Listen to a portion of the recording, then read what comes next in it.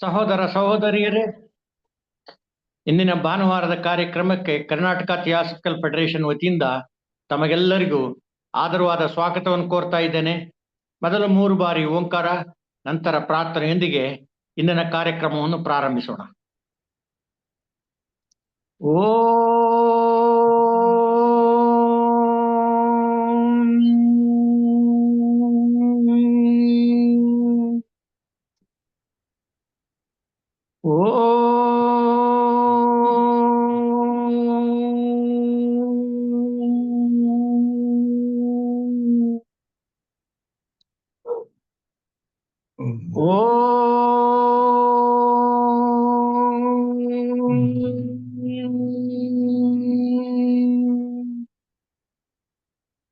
ಪ್ರತಿ ಅಣುವಿನಲ್ಲಿಯೂ ಚಲಿಸುತ್ತಿರುವ ಗುಪ್ತ ಚೇತನವೇ, ಪ್ರತಿ ಪ್ರಾಣಿಯಲ್ಲಿಯೂ ಬೆಳಗುತ್ತಿರುವ ಗುಪ್ತ ಜ್ಯೋತಿಯೇ, ಎಲ್ಲವನ್ನೂ ಒಂದನ್ನಾಗಿ ಸೇರಿಸಿರುವ ಗುಪ್ತ ಪ್ರೇಮವೇ, ನಿನ್ನೊಡನೆ ಒಂದಾಗಿಹನೆಂದು ತಿಳಿದಿರುವ ಪ್ರತಿಯೊಬ್ಬನೂ ಆ ಕಾರಣದಿಂದಲೇ ಇತರರೊಂದಿಗೂ ತನ್ನ ಐಕ್ಯತೆಯನ್ನರಿಯಲಿ. ಸಹೋದರ ಸಹೋದರಿಯರೇ, ಮತ್ತೊಮ್ಮೆ ತಮಗೆಲ್ಲರಿಗೂ ಆದರವಾದ ಸ್ವಾಗತವನ್ನು ಕೋರ್ತಾ ಇದ್ದೇನೆ. ಇಂದು ಆನ್ಲೈನ್ ಉಪನ್ಯಾಸ ಮಾಡಲು ನಮ್ಮೆಲ್ಲರ ಅಚ್ಚುಮೆಚ್ಚಿನ ರಾಷ್ಟ್ರೀಯ ಉಪನ್ಯಾಸಕರಾದ ಹಿರಿಯ ಸೋದರರಾದ ಡಾಕ್ಟರ್ ವಸ್ತ್ರದವರು ಒಪ್ಪಿಕೊಂಡಿರುವುದು ನಮಗೆಲ್ಲ ತುಂಬಾ ಸಂತೋಷದ ವಿಷಯ. ಯೂನಿವರ್ಸಿಟಿಯಲ್ಲಿ ಪ್ರೊಫೆಸರ್ ಆಗಿ ಸೇವೆ ಸಲ್ಲಿಸಿ ನಿವೃತ್ತಿ ಹೊಂದಿದ ನಂತರ ತಮ್ಮೆಲ್ಲ ಉಳಿದ ಸಮಯವನ್ನು ಥಿಯಾಸಫಿ ಮತ್ತು ಪ್ರಚಾರ ಮತ್ತು ಪ್ರಸಾರಕ್ಕೆ ಮೀಸಲಿಟ್ಟು ಸೇವೆ ಸಲ್ಲಿಸ್ತಾ ಇದ್ದಾರೆ. ಅವರು ಸುರೇಂದ್ರ ನಾರಾಯಣ್ ಅವರ ಇಂಗ್ಲಿಷ್ ಗ್ರಂಥ ಲೈಫ್ ಈಸ್ ಫಾರ್ ಲಿವಿಂಗ್, ಜೀವನ ಇರುವುದು ಜೀವಿಸುವುದಕ್ಕೆ, ಮತ್ತು GS ಅರುಂಡೇಲರ ನೀನು ಗ್ರಂಥವನ್ನು ಕನ್ನಡಕ್ಕೆ ತರ್ಜು ಮಾಡಿ ನಮಗೆ ತುಂಬಾ ಉಪಯೋಗ ಮಾಡಿದ್ದಾರೆ. ಅಲ್ಲದೆ ಮನಸ್ಸು ಬಂಧನಕ್ಕೋ ಬಿಡುಗಡೆಗೋ ಕುರಿತು ಗ್ರಂಥವನ್ನು ಕೂಡ ರಚಿಸಿದ್ದಾರೆ. ಅವರ ಉಪನ್ಯಾಸಗಳನ್ನು ಕೇಳುವಾಗ ಅವರ ಉಪನ್ಯಾಸಗಳಲ್ಲಿ ಥಿಯಾಸಫಿ ಅಖಂಡತ್ವದ ಪರಿಚಯ, ವಿಷಯಗಳ ಪ್ರಜ್ಞೆ, ವಿಶ್ಲೇಷಣೆ ಯಂತ್ರವನ್ನು ಮಂತ್ರಮುಗ್ಧರನ್ನಾಗಿ ಮಾಡುತ್ತದೆ ಮತ್ತು ಇವರ ಉಪನ್ಯಾಸಗಳು ಕೇಳುತ್ತಲೇ ಇರಬೇಕು ಎನ್ನಿಸುತ್ತಿರುತ್ತದೆ. ಅವರು ಬರೀ ಉಪನ್ಯಾಸಗಳನ್ನು ಕೇಳುವುದಲ್ಲ, ಥಿಯಾಸಫಿ ತತ್ವಗಳನ್ನು ಸ್ವಲ್ಪವಾದರೂ ಅನುಷ್ಠಾನ ಮಾಡಿ ಎಂದು ಆಗಾಗ್ಗೆ ನಮಗೆ ಎಚ್ಚರಿಸುತ್ತಲೇ ಇರುತ್ತಾರೆ. ಹೆಚ್ಚಿನ ಸಮಯ ಕಳೆಯದೆ ಅವರನ್ನು ನಿಮ್ಮೆಲ್ಲರ ಪರವಾಗಿ ಹೃತ್ಪೂರ್ವಕವಾಗಿ ಸ್ವಾಗತಿಸೋಣ. ಇಂದಿನ ವಿಷಯವಾದ ಆಂತರಿಕ ಶ್ರುತಿ ಕುರಿತು ಉಪನ್ಯಾಸ ಮಾಡಲು ಕೇಳ್ಕೊಳ್ತಾ ಇದ್ದೀನಿ.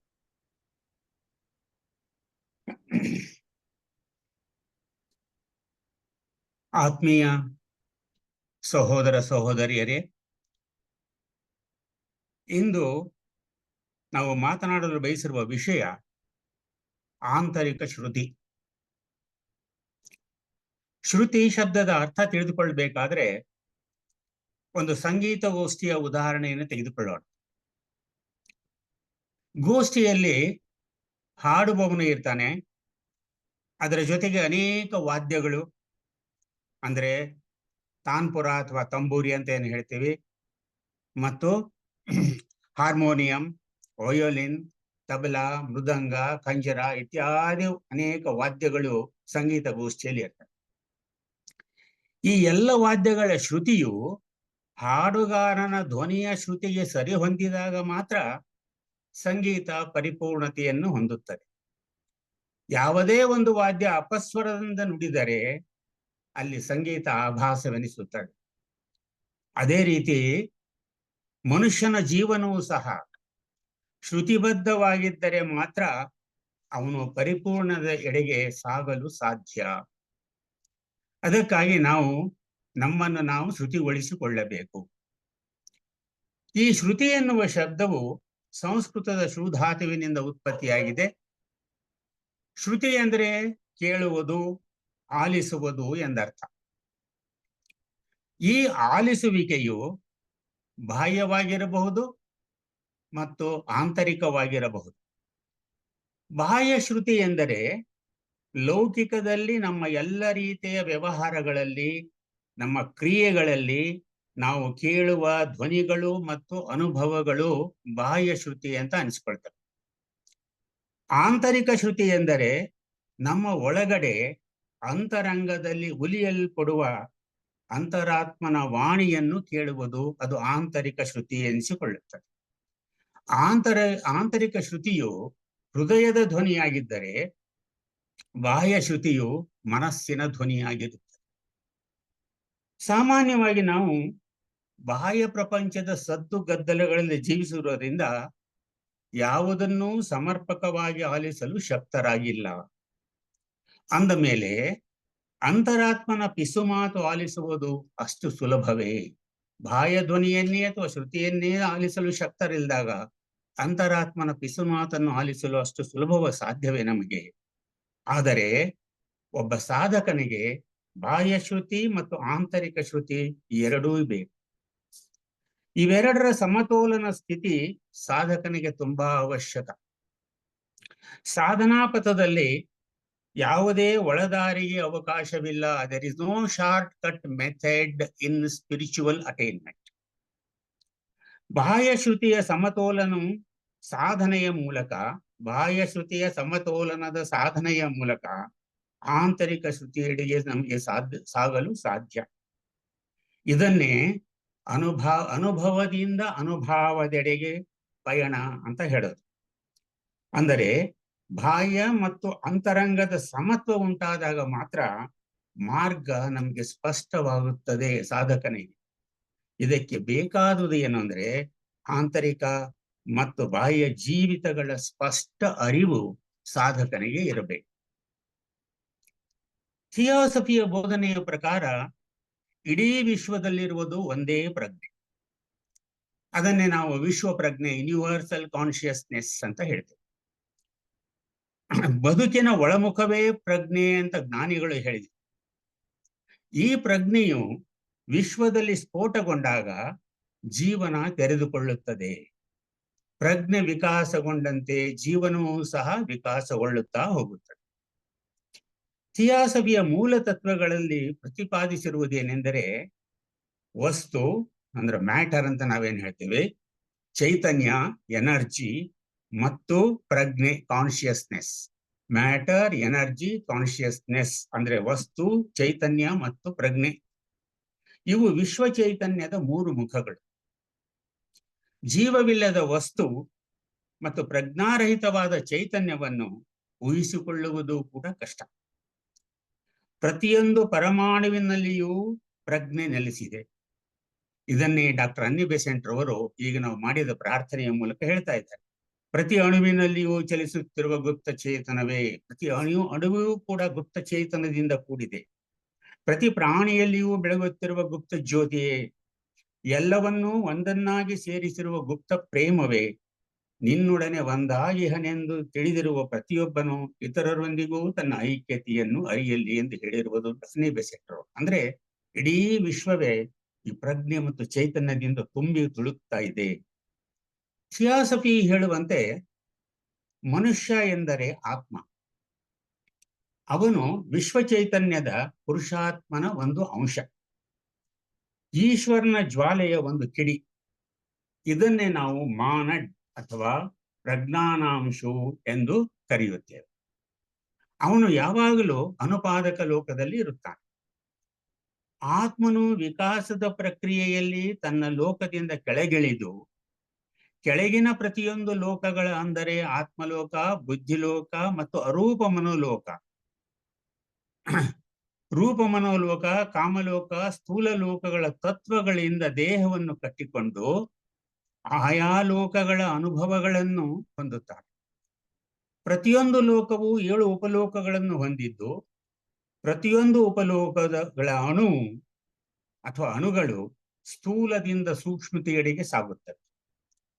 ಈ ದೇಹವು ಸವೆದು ಹೋದಾಗ ಕರ್ಮಾನುಸಾರೇಣ ಇನ್ನೊಂದು ದೇಹವನ್ನು ಕಟ್ಟಿಕೊಳ್ಳುತ್ತಾನೆ. ಹೀಗೆ ಅನೇಕ ಜನ್ಮಗಳನ್ನು ಹೊಂದಿ ತನ್ನ ಪಯಣವನ್ನು ಮುಂದುವರಿಸುತ್ತಾನೆ. ಈಗಿನ ಮಾನವ ವರ್ಗದ ಬೆಳವಣಿಗೆಯು ಬ್ರಹ್ಮಾಂಡದ 7 ಲೋಕಗಳ ಪೈಕಿ 5 ಲೋಕಗಳಲ್ಲಿ ಮಾತ್ರ ನಡೆಯುತ್ತದೆ: ಸ್ಥೂಲ, ಕಾಮ, ಮನೋಲೋಕ, ಬುದ್ಧಿ ಮತ್ತು ಆತ್ಮಲೋಕ. ಪ್ರಜ್ಞೆಯ ವಿಕಾಸವು ಮೊದಲು ಪ್ರವೃತ್ತಿ ಮಾರ್ಗದಲ್ಲಿ ನಡೆಯುತ್ತದೆ. ಇಲ್ಲಿ ಸಂಸರಣವು ಅಧೋಮುಖವಾಗಿರುತ್ತದೆ. ಪುರುಷಾತ್ಮನು ಪ್ರವೃತ್ತಿ ಮಾರ್ಗದಲ್ಲಿ ಕ್ರಮಿಸಿ ಆತ್ಮ, ಬುದ್ಧಿ, ಉನ್ನತ ಮನೋಲೋಕದ ಅಂಶಗಳಿಂದ ಕೂಡಿದ ಆತ್ಮಲೋಕಕ್ಕಿಳಿಯುತ್ತಾನೆ. ಬುದ್ಧಿಲೋಕಕ್ಕಿಳಿದಾಗ ಅದರ ಪರಿಮಿತಿಗೆ ಒಳಗಾಗಿ ಅವನ ಆತ್ಮಶಕ್ತಿಯು ಪ್ರಕಟಗೊಳ್ಳುವುದಿಲ್ಲ. ಅದರಂತೆ ಅರೂಪ ಮತ್ತು ಮನೋಲೋಕಕ್ಕಿಳಿದಾಗ ಅದರ ಪ್ರಕೃತಿಗೆ ಒಳಗಾಗಿ ಜೀವಾತ್ಮ ನೆನೆಸಿಕೊಳ್ಳುತ್ತಾನೆ. ಈ ಜೀವಾತ್ಮನು ರೂಪ ಮನೋಲೋಕ, ಕಾಮಲೋಕ ಮತ್ತು ಸ್ಥೂಲ ಲೋಕಕ್ಕಿಳಿದಾಗ ದೇಹಾತ್ಮ ನೆನೆಸಿಕೊಳ್ಳುತ್ತಾನೆ. ಅಂದರೆ ಸ್ಥೂಲ ದೇಹ, ಕಾಮದೇಹ ಮತ್ತು ಕೆಳಗಿನ ಮನೋದೇಹಗಳ ಮೂಲಕ ಕಾರ್ಯನಿರ್ವಹಿಸುವ ದೇಹಾತ್ಮದ ಜೀವನ ಲೌಕಿಕ ಜೀವನ ಅಥವಾ ಬಾಹ್ಯ ಜೀವಿತ ಎನಿಸಿಕೊಳ್ಳುತ್ತದೆ. ಇದಕ್ಕೆ ನಾವು ಬಾಹ್ಯ ಜೀವಿತ ಅಥವಾ ಲೌಕಿಕ ಜೀವಿತ ಎಂದು ಕರೆಯುತ್ತೇವೆ. ಅದೇ ರೀತಿಯಾಗಿ ಉನ್ನತ ಮನೋಲೋಕ, ಬುದ್ಧಿಲೋಕ ಮತ್ತು ಆತ್ಮದೇಹಗಳೊಂದಿಗೆ ಜ್ಞಾನ, ಇಚ್ಛೆ, ಕ್ರಿಯೆಗಳಿಂದ ನಡೆಸುವ ಜೀವಿತವು ಜೀವಾತ್ಮನ ಜೀವಿತ ಎನಿಸಿಕೊಳ್ಳುತ್ತದೆ. ಅಥವಾ ಅಲೌಕಿಕ ಜೀವಿತ ಅಥವಾ ಆಧ್ಯಾತ್ಮಿಕ ಜೀವಿತ ಎನಿಸಿಕೊಳ್ಳುತ್ತದೆ. ಲೌಕಿಕ ಜೀವಿತ, ಆಧ್ಯಾತ್ಮಿಕ ಜೀವಿತ, ಬಾಹ್ಯ ಜೀವಿತ ಅಥವಾ ಆಂತರಿಕ ಜೀವಿತ ಎನಿಸಿಕೊಳ್ಳುತ್ತದೆ. ಆದ್ದರಿಂದ ಮನುಷ್ಯನ ಜೀವಿತದ ಉದ್ದೇಶವು ಲೌಕಿಕ ಜೀವಿತದಿಂದ ಅಲೌಕಿಕ ಜೀವಿತದೆಡೆಗೆ ಸಾಗುವುದು, ಅಥವಾ ಪ್ರವೃತ್ತಿ ಮಾರ್ಗದಿಂದ ನಿವೃತ್ತಿ ಮಾರ್ಗದೆಡೆಗೆ ಸಾಗುವುದು, ಅಥವಾ ಅನುಭವದಿಂದ ಅನುಭಾವದೆಡೆಗೆ ಸಾಗಣ ಅಥವಾ ಪಯಣ, ಅಥವಾ ಬಹಿರಂಗದಿಂದ ಅಂತರಂಗದೆಡೆಗಿನ ಪಯಣ ಎನಿಸಿಕೊಳ್ಳುತ್ತದೆ. ಇದು ನಮ್ಮ ಜೀವಿತದ ಉದ್ದೇಶ. ಆದರೆ ಇಲ್ಲಿ ನಾವು ಗಮನದಲ್ಲಿಟ್ಟುಕೊಳ್ಳಬೇಕಾದುದು ಏನೆಂದರೆ, ಲೌಕಿಕ ಜೀವಿತದ ಪರಿಶುದ್ಧತೆ ಇಲ್ಲದೆ, ಬಹಳ ಸ್ಪಷ್ಟವಾಗಿ ತಿಳಿದುಕೊಳ್ಬೇಕಿನ್ನ, ಲೌಕಿಕ ಜೀವಿತದ ಪರಿಶುದ್ಧತೆ ಇಲ್ಲದೆ ಅಲೌಕಿಕ ಜೀವಿತದ ಪ್ರವೇಶ ಅಸಾಧ್ಯ. ಅಂದರೆ ಬಹಿರಂಗ ಶುದ್ಧಿ ಇಲ್ಲದೆ ಅಂತರಂಗ ಶುದ್ಧಿ ಸಾಧ್ಯವಿಲ್ಲ. ಬಾಹ್ಯ ಶ್ರುತಿಬದ್ಧ ಜೀವನ ಇಲ್ಲದೆ ಅಥವಾ ಜೀವಿತ ಇಲ್ಲದೆ ಅಂತರಂಗದ ಶ್ರುತಿಯನ್ನು ಆಲಿಸಲು ಸಾಧ್ಯವಿಲ್ಲ. ಆಂತರಿಕ ಶ್ರುತಿಯನ್ನು ಸಾಧಿಸಲು ಮೊದಲು ಬಾಹ್ಯ ಜೀವಿತವನ್ನು ಶ್ರುತಿಗೊಳಿಸಿಕೊಳ್ಳಬೇಕು. ಬಾಹ್ಯ ಜೀವಿತ ಶ್ರುತಿಗೊಂಡಾಗ ಅದರ ಮೂಲಕ ನಾವು ಅಂತರಂಗದ ಶ್ರುತಿಯೆಡೆಗೆ ಪ್ರಯಾಣ ನಡೆಸಲು ಸಾಧ್ಯ. ಲೌಕಿಕ ಜೀವಿತದ ಗದ್ದಲ ಮತ್ತು ಗೊಂದಲಗಳಿಗೆ ಮೂಲ ಕಾರಣ ನಮ್ಮ ರೂಪ ಮನಸ್ಸು ಅಥವಾ ಕೆಳಗಿನ ಮನೋಲೋಕದ ಸ್ಥಿತಿ. ಈ ರೂಪ ಮನಸ್ಸಿನ ಪ್ರಮುಖ ಲಕ್ಷಣಗಳೇನೆಂದ್ರೆ ಸ್ವಾರ್ಥತೆ, ಅಸ್ಥಿರತೆ, ಯಾವಾಗಲೂ ಸ್ಥಿರವಾಗಿರುವುದಿಲ್ಲ, ಚಂಚಲತೆ ಮತ್ತು ಅಹಂನಿಂದ ಕೂಡಿರುತ್ತದೆ. ಯಾವುದು? ಕೆಳಗಿನ ಮನೋದೇಹ. ಇಂತಹ ಮನಸ್ಸನ್ನು ಅಶುದ್ಧ ಮನಸ್ಸು ಅಥವಾ ಕಾಮ ಮನಸ್ಸು ಎಂದು ಉಪನಿಷತ್ತು ಹೇಳುತ್ತದೆ. ಉಪನಿಷತ್ತು ಹೇಳುವುದೇನೆಂದ್ರೆ ಅಶುದ್ಧಂ ಕಾಮ ಸಂಯುಕ್ತಂ ಶುದ್ಧಂ ಕಾಮ ವರ್ಜಿತಂ. ಇಂತಹ ಅಶುದ್ಧ ಮನಸ್ಸಿನಿಂದ ಕೂಡಿದಾಗ ಬಹಿರಂಗ ಶ್ರುತಿಯೆಡೆಗೆ ನಾವು ಅಥವಾ ಅದನ್ನು ಅರ್ಥ ಮಾಡಿಕೊಳ್ಳಿಕ್ಕೆ ಅಷ್ಟು ಸುಲಭ ಸಾಧ್ಯವಾಗುವುದಿಲ್ಲ. ರೂಪ ಮನಸ್ಸು ಇಂದ್ರಿಯಗಳಿಗೆ ಗೋಚರವಾಗುವ ವಿಷಯಗಳನ್ನು ಕುರಿತು ಮಾತ್ರ ಆಲೋಚಿಸುತ್ತದೆ. ಸಾಮಾನ್ಯವಾಗಿ ಮನಸ್ಸು ಇಹಲೋಕದ ವಸ್ತು ಮತ್ತು ವಿಷಯಗಳಾದ ಅಧಿಕಾರ, ಐಶ್ವರ್ಯ, ಅಂತಸ್ತು, ಹೆಸರು, ಭೋಗಗಳು, ಸ್ವರ್ಗ ಪ್ರಾಪ್ತಿ ಅಥವಾ ಪುಣ್ಯ ಪ್ರಾಪ್ತಿ ಇತ್ಯಾದಿಗಳನ್ನು ಕುರಿತು ಚಿಂತಿಸುತ್ತದೆ. ಧ್ಯಾನ ಕಾಲದಲ್ಲಿಯೂ ಸಹ ಈ ರೂಪ ಮನಸ್ಸು ಏನ್ ಮಾಡ್ತದೆ ಅಂದ್ರೆ ಅದು ತನಗೆ ಬೇಕಾದ ವಸ್ತುಗಳ ಸುತ್ತಲೇ ಸುತ್ತಾಡುತ್ತಿರುತ್ತೆ. ಈ ರೂಪ ಮನಸ್ಸಿನ ಅಸ್ಥಿರತೆಯನ್ನು ಹೊಂದಿರುವುದರಿಂದ ಯಾವುದನ್ನು ಕುರಿತು ಅಮೂಲಾಗ್ರವಾಗಿ ಚಿಂತಿಸಲು ಅಥವಾ ಗ್ರಹಿಸಲು ಸಾಧ್ಯವಿಲ್ಲ. ಲೌಕಿಕದಲ್ಲಿ ಮನುಷ್ಯ ಈ ರೂಪ ಮನಸ್ಸಿನ ಬಂಧನಕ್ಕೊಳಗಾಗಿ ಅದನ್ನು ನಿಗ್ರಹಿಸುವ ಬದಲು ಅದು ಹೇಳಿದಂತೆ ವರ್ತಿಸಲು ಪ್ರಾರಂಭಿಸುತ್ತಾನೆ. ಇದು ಮನುಷ್ಯನ ಸ್ವರೂಪ. ಆಗ ನಾವು ಮನಸ್ಸನ್ನು ಉಪಯೋಗಿಸುವುದಿಲ್ಲ, ಆದರೆ ಮನಸ್ಸು ನಮ್ಮನ್ನು ಉಪಯೋಗಿಸುತ್ತದೆ. ಆದರೆ ಅರೂಪ ಮನೋಲೋಕದ ಪ್ರಕೃತಿಯು, ಉನ್ನತ ಪ್ರಜ್ಞೆಯ ಪ್ರಕೃತಿಯು, ಉನ್ನತ ಮನೋಲೋಕದ ಪ್ರಕೃತಿಯು ಅತಿ ಸೂಕ್ಷ್ಮ ಭೌತ ದ್ರವ್ಯಗಳಿಂದ ಕೂಡಿದ್ದು ಬುದ್ಧಿ ಮತ್ತು ಆತ್ಮಗಳ ಪ್ರಭಾವಕ್ಕೆ ಒಳಗಾಗಿರುತ್ತದೆ. ಅದು ನಿಸ್ವಾರ್ಥಪರವಾಗಿರುವುದಲ್ಲದೆ ತಾನು ಇತರರಿಗಾಗಿ ಎಂದು ಭಾವಿಸುತ್ತದೆ. ಪ್ರೇಮ, ಅಂತಃಕರಣ, ಅನುಕಂಪಗಳಿಂದ ಕೂಡಿರುತ್ತದೆ. ಯಾವುದು? ಉನ್ನತ ಮನಸ್ಸು. ಇದು ಎಲ್ಲರಲ್ಲಿಯೂ ಎಲ್ಲದರಲ್ಲಿಯೂ ಚೈತನ್ಯ ಸ್ವರೂಪವಾದ ಭಗವಂತನನ್ನು ಕಾಣುವಂತಹದ್ದು. ಇದು ಹೃದಯದ ವಾಣಿಯನ್ನು ಆಲಿಸುವ ಶಕ್ತಿ ಹೊಂದಿರುವಂತಹ ಮನಸ್ಸು. ಈ ಕಾರಣಗಳಿಂದಾಗಿಯೇ ಆಂತರಿಕ ಶ್ರುತಿಯನ್ನು ಹೊಂದಲು, ಅಂದರೆ ಹೃದಯದ ಭಾಷೆಯನ್ನು ಆಲಿಸಲು, ಅಂದರೆ ಉನ್ನತ ಮನಸ್ಸು, ಬುದ್ಧಿ ಮತ್ತು ಆತ್ಮಲೋಕದಿಂದೊಡಗೂಡಿದ ಆಧ್ಯಾತ್ಮಿಕ ಕ್ಷೇತ್ರವನ್ನು ಪ್ರವೇಶಿಸಲು ಬಾಹ್ಯ ಜೀವಿತವನ್ನು, ಅಂದರೆ ಲೌಕಿಕ ಜೀವಿತವನ್ನು ಸಮಶ್ರುತಿಗೊಳಿಸಿಕೊಳ್ಳಬೇಕು. ನಾವು ಎಲ್ಲರಲ್ಲಿಯೂ ಭಗವಂತನನ್ನು ಕಾಣಬೇಕಾದ್ರೆ, ಎಲ್ಲದರಲ್ಲಿಯೂ ಪ್ರೇಮ ಮತ್ತು ಅನುಕಂಪವನ್ನು ಹೊಂದಬೇಕಾದ್ರೆ ಮೊದಲು ಬಾಹ್ಯ ಶ್ರುತಿಯನ್ನು ಹೊಂದಬೇಕು. ಅದರಿಂದ ಮಾತ್ರ ಆಂತರಿಕ ಶ್ರುತಿಯಡಿ ನಮ್ಮ ಪಯಣ ಸಾಧ್ಯ. ಏಕೆಂದರೆ ಸಾಧಕನಿಗೆ ಬಾಹ್ಯ ಶ್ರುತಿಯೂ ಬೇಕು, ಆಂತರಿಕ ಶ್ರುತಿಯೂ ಬೇಕು. ಬಾಹ್ಯ ಪ್ರಪಂಚದಲ್ಲಿ ಮನಸ್ಸು ಮೌನವಾದಾಗ ಆಂತರಿಕ ಶ್ರುತಿ ಕೇಳಿಸಲು ಪ್ರಾರಂಭವಾಗುತ್ತದೆ. ಅಂದ್ರೆ ಬಾಹ್ಯ ಜೀವನದಲ್ಲಿ ಗೊಂದಲಗಳ ನಡುವೆ ಮನಸ್ಸನ್ನ ಮೌನವಾಗಿಸಲು ಪ್ರಯತ್ನಿಸಬೇಕು. ಅಂದರೆ ಬಾಹ್ಯ ಮತ್ತು ಅಂತರಂಗದ ಸಮತೆ ಉಂಟಾದಾಗ ಮಾರ್ಗ ಸ್ಪಷ್ಟವಾಗುತ್ತದೆ. ಇದಕ್ಕೆ ಬೇಕಾದುದು ಅಂತರಂಗ ಶುದ್ಧಿ ಮತ್ತು ಬಹಿರಂಗ ಶುದ್ಧಿ. ಇದನ್ನು ಹೊಂದಲು, ಈ ಅಂತರಂಗ ಶುದ್ಧಿ ಮತ್ತು ಬಹಿರಂಗ ಶುದ್ಧಿಯನ್ನು ಹೊಂದಲಿಕ್ಕೆ ಅನೇಕ ಋಷಿಮುನಿಗಳು, ಸಾಧಕರು, ಸಂತರು, ಶರಣರು, ಜೀವನ್ಮುಕ್ತರು ಕಾಲಕಾಲಕ್ಕೆ ಆಗಮಿಸಿ ಅನೇಕ ಮಾರ್ಗಗಳನ್ನು ನಮಗೆ ಸೂಚಿಸುತ್ತಾ ಬಂದಿದ್ದಾರೆ. ಅದರಲ್ಲಿ ಕೆಲವನ್ನು ಮಾತ್ರ ನೋಡೋಣ. ಅದರಲ್ಲಿ ಪ್ರಮುಖವಾದುದು ಪತಂಜಲಿ ಮಹರ್ಷಿಗಳು ಜಗತ್ತಿಗೆ ನೀಡಿದ ಅಷ್ಟಾಂಗ ಯೋಗ ಮಾರ್ಗ. ಯೋಗ ಮಾರ್ಗವನ್ನು ಪ್ರಪಂಚಕ್ಕೆ ಮೊದಲು ನೀಡಿದವರು ಪತಂಜಲಿ ಮಹರ್ಷಿಗಳು. ಅವರ ಯೋಗಶಾಸ್ತ್ರವು 4 ಪಾದಗಳಿಂದ ಕೂಡಿದೆ. ಸಮಾಧಿ ಪಾದ, ಸಾಧನ ಪಾದ, ವಿಭೂತಿ ಪಾದ ಮತ್ತು ಕೈವಲ್ಯ ಪಾದ ಎನ್ನುವ 4 ಪಾದಗಳನ್ನು ಹೊಂದಿದ್ದು 195 ಸೂತ್ರಗಳನ್ನು ಕೂಡ ಹೊಂದಿದೆ. ಯೋಗವೆಂದರೇನು? ಯೋಗವೆಂದರೆ ಅದೃಷ್ಟ ಎಂದು ನಾವು ಸಾಮಾನ್ಯವಾಗಿ ಹೇಳ್ತೀವಿ. ಯೋಗಪ್ಪ, ಇದು ನನಗೆ ಯೋಗ ಅಂತ ಹೇಳ್ತೀವಿ. ಅದೃಷ್ಟ ಎನ್ನುವ ಹಗುರವಾದ ಅರ್ಥವನ್ನು ನಾವು ಪ್ರಯೋಗದಲ್ಲಿ ತಂದಿದ್ದೇವೆ. ಇನ್ನು ಹಲವರಿಗೆ ಯೋಗವೆಂದರೆ ಆಸನಗಳನ್ನು ಹಾಕುವುದೇ ಯೋಗ ಅಂತ ಕೆಲವರ ಭಾವ. ದೈಹಿಕ ವ್ಯಾಯಾಮ ಪ್ರಕ್ರಿಯೆ ಎನ್ನುವ ಭಾವನೆ ಕೂಡ ಇದೆ. ಯೋಗ ಕೇವಲ ಆಸನಗಳಲ್ಲ. ಯೋಗಾಸನಗಳು ಅಷ್ಟಾಂಗ ಯೋಗದಲ್ಲಿನ ಒಂದು ಅಂಗ ಮಾತ್ರ. ನಿಜವಾದ ಅರ್ಥದಲ್ಲಿ ಯೋಗವೆಂದರೆ ಯುಜ್, ಸೇರುವುದು, ಕೂಡುವುದು. ಇದು ಏನನ್ನು ಕೊಡುವುದು? ದೇಹಾತ್ಮ ಮತ್ತು ಜೀವಾತ್ಮಗಳು ಒಂದಾಗುವಂತಹ ಸ್ಥಿತಿಗೆ ನಾವು ಯೋಗ ಅಂತ ಹೇಳ್ತೀವಿ. ದೇಹಾತ್ಮ ಬಾಹ್ಯ ಪ್ರಪಂಚದ್ದು, ಜೀವಾತ್ಮ ಆಂತರಿಕ ಪ್ರಪಂಚದ್ದು, ಇವೆರಡರ ಸಮ್ಮಿಲನವೇ ಯೋಗ ಅಂತ ಕರೆಯೋದು. ಪ್ರಾಪಂಚಿಕ ಬಂಧನಗಳಿಂದ ಬಿಡಿಸಿಕೊಂಡು ಸ್ವತಂತ್ರವಾಗುವುದೇ ಯೋಗ. ಅಂದ್ರೆ ಬಾಹ್ಯ ಪ್ರಪಂಚದ ಬಂಧನಗಳಿಂದ ಬಿಡಿಸಿಕೊಂಡು ಆಧ್ಯಾತ್ಮ ಪಥದಲ್ಲಿ ಸಾಗುವುದೇ ಯೋಗ. ಆದರೆ ಲೌಕಿಕ ಪ್ರಪಂಚದಲ್ಲಿ ಅಥವಾ ದೇಹಾತ್ಮ ಭಾವದ ಸ್ಥಿತಿಯಲ್ಲಿ ಸ್ಥೂಲ ಮತ್ತು ಕಾಮದೇಹಗಳ ಪ್ರಕೃತಿಯು ರೂಪ ಮನೋಲೋಕದ ಅಂಕಿತಕ್ಕೆ ಒಳಗಾಗಿರುತ್ತದೆ. ನಮ್ಮ ಸ್ಥೂಲ ದೇಹ ಮತ್ತು ಕಾಮದೇಹಗಳ ಪ್ರಕೃತಿಯು ಕೆಳಗಿನ ಮನಸ್ಸಿನ ಪ್ರಕೃತಿಗೆ ಒಳಗೆ ಕಾರ್ಯನಿರ್ವಹಿಸುತ್ತದೆ.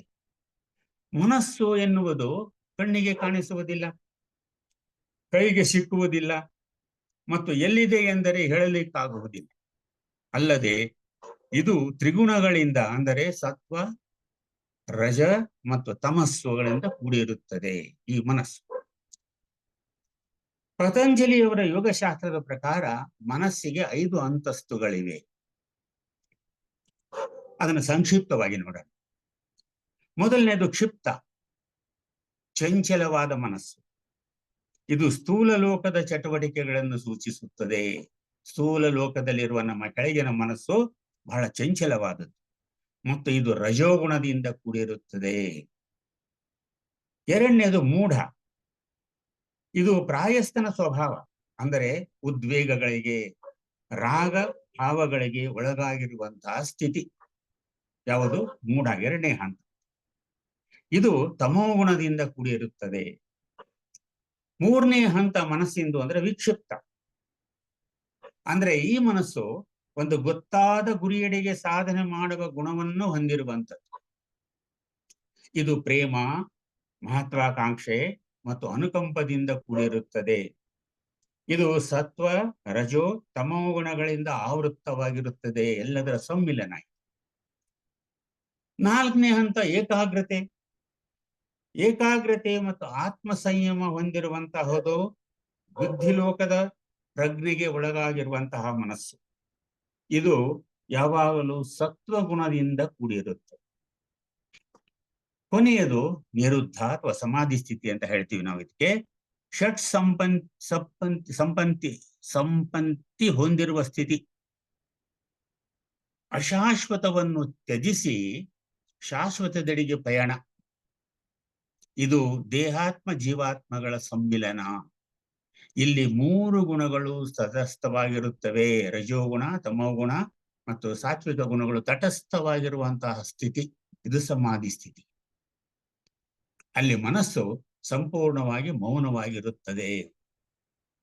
ಮೊದಲಿನ ಎರಡು ಹಂತಗಳು ಕ್ಷಿಪ್ತ ಮತ್ತು ಮೂಢ ರೂಪ ಮನಸ್ಸಿನ ಪ್ರಕೃತಿಯನ್ನು ಸೂಚಿಸಿದರೆ, ಕೆಳಗಿನ ಮನಸ್ಸಿನ ಪ್ರಕೃತಿಯನ್ನು ಸೂಚಿಸಿದರೆ, ಉಳಿದ ಮೂರು ಹಂತಗಳು ವಿಕ್ಷಿಪ್ತ, ಏಕಾಗ್ರತೆ ಮತ್ತು ನಿರುದ್ಧ ಇವು ಸಾಧನೆಯ ಉನ್ನತ ಮತ್ತು ಆಧ್ಯಾತ್ಮಿಕ ಸಾಧನೆಯ ಹಂತಗಳನ್ನು ಸೂಚಿಸುತ್ತವೆ.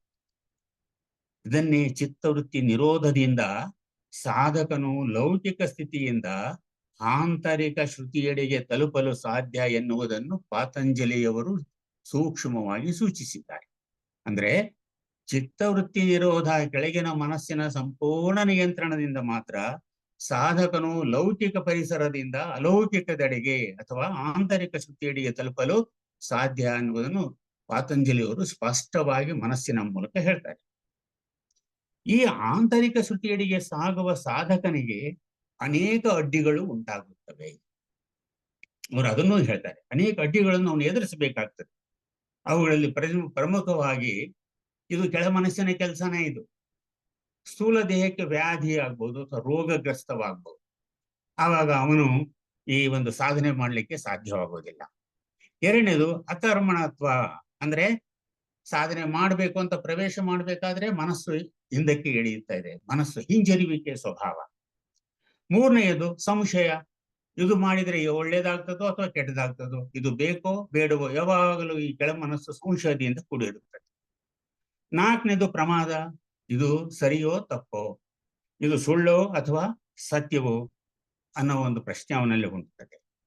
ಐದನೇದು ಆಲಸ್ಯ.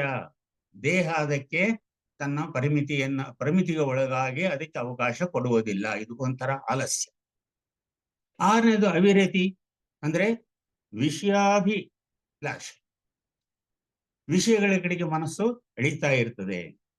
ಏಳನೇದು ಭ್ರಾಂತಿ ದರ್ಶನ. ಅಂದ್ರೆ ಇದರ ಬಗ್ಗೆ ಒಂದು ತಪ್ಪು ಕಲ್ಪನೆ ತನ್ನಷ್ಟಕ್ಕೆ ತಾನೇ ಉಂಟಾಗ್ತದೆ. ಇದು ಸರಿಯಲ್ಲ ಅನ್ನುವ ಭಾವನೆ ಬರ್ಬೋದು. ಅದಕ್ಕೆ ಭ್ರಾಂತಿ ದರ್ಶನದಿಂದಲೂ ಕೂಡ ಅವನು ಈ ಸಾಧನೆಗೆ ಒಳಗೆ ಪ್ರವೇಶ ಮಾಡುವುದಿಲ್ಲ. ಆಮೇಲೆ ಅನುಷ್ಠಾನದಿಂದ ಹಿಂದೆ ಸರಿಯುವುದು. ಒಮ್ಮಿಂದ ಮೇಲೆ ಅನುಷ್ಠಾನ ಮಾಡ್ತಾ ಒಮ್ಮಿಂದ ಮೇಲೆ ಇದು ಬೇಡ ಅಂತ ಬಿಟ್ಟು ಬಿಡಬಹುದು. ಕೆಲವು ಸಲ ಸಮಾಧಿ ಸ್ಥಿತಿಯವರೆಗೆ ಹೋಗಿ ಕೂಡ ಇದು ನನಗೆ ಬೇಡ ಅಂತ ವಾಪಸ್ ಈ ಕೆಳಗಿನ ಮನಸ್ಸು ಹಿಂಜರಿತದೆ, ಹಿಂದೆ ಕರ್ಕೊಂಡು ಬರ್ತದೆ. ಇವೆಲ್ಲವೂ ಮನಸ್ಸಿನ ಪ್ರಕ್ರಿಯೆಗಳು, ಕೆಳ ಮನಸ್ಸಿನ ಪ್ರಕ್ರಿಯೆಗಳು. ಇದು ಸಾಧಕನಿಗೆ ಅಡ್ಡಿಯನ್ನುಂಟು ಮಾಡುತ್ತವೆ. ಈ ಎಲ್ಲ ಅಡ್ಡಿಗಳನ್ನು ನಿಗ್ರಹಿಸಿ ಹೇಗೆ ಸಾಧನೆ ಮಾಡುವುದು ಎನ್ನುವುದನ್ನು ಪಾತಂಜಲಿಯವರು ಅಷ್ಟಾಂಗ ಮಾರ್ಗದಲ್ಲಿ ವಿವರವಾಗಿ ವಿಶದವಾಗಿ ವಿವರಿಸಿದ್ದಾರೆ. ಈ 8 ಅಂಗಗಳ ಮೂಲಕ ಅವರು ವಿವರಣೆ ನೀಡ್ತಾ ಇದ್ದಾರೆ. ಯಾವ್ಯಾವು? ಯಮ, ನಿಯಮ, ಆಸನ, ಪ್ರಾಣಾಯಾಮ, ಪ್ರತ್ಯಾಹಾರ, ಧಾರಣ, ಧ್ಯಾನ ಮತ್ತು ಸಮಾಧಿ. ಇವುಗಳನ್ನು ನಾನು ವಿವರವಾಗಿ ವಿವರಿಸಲಿಕ್ಕೆ ಹೋಗೋದಿಲ್ಲ.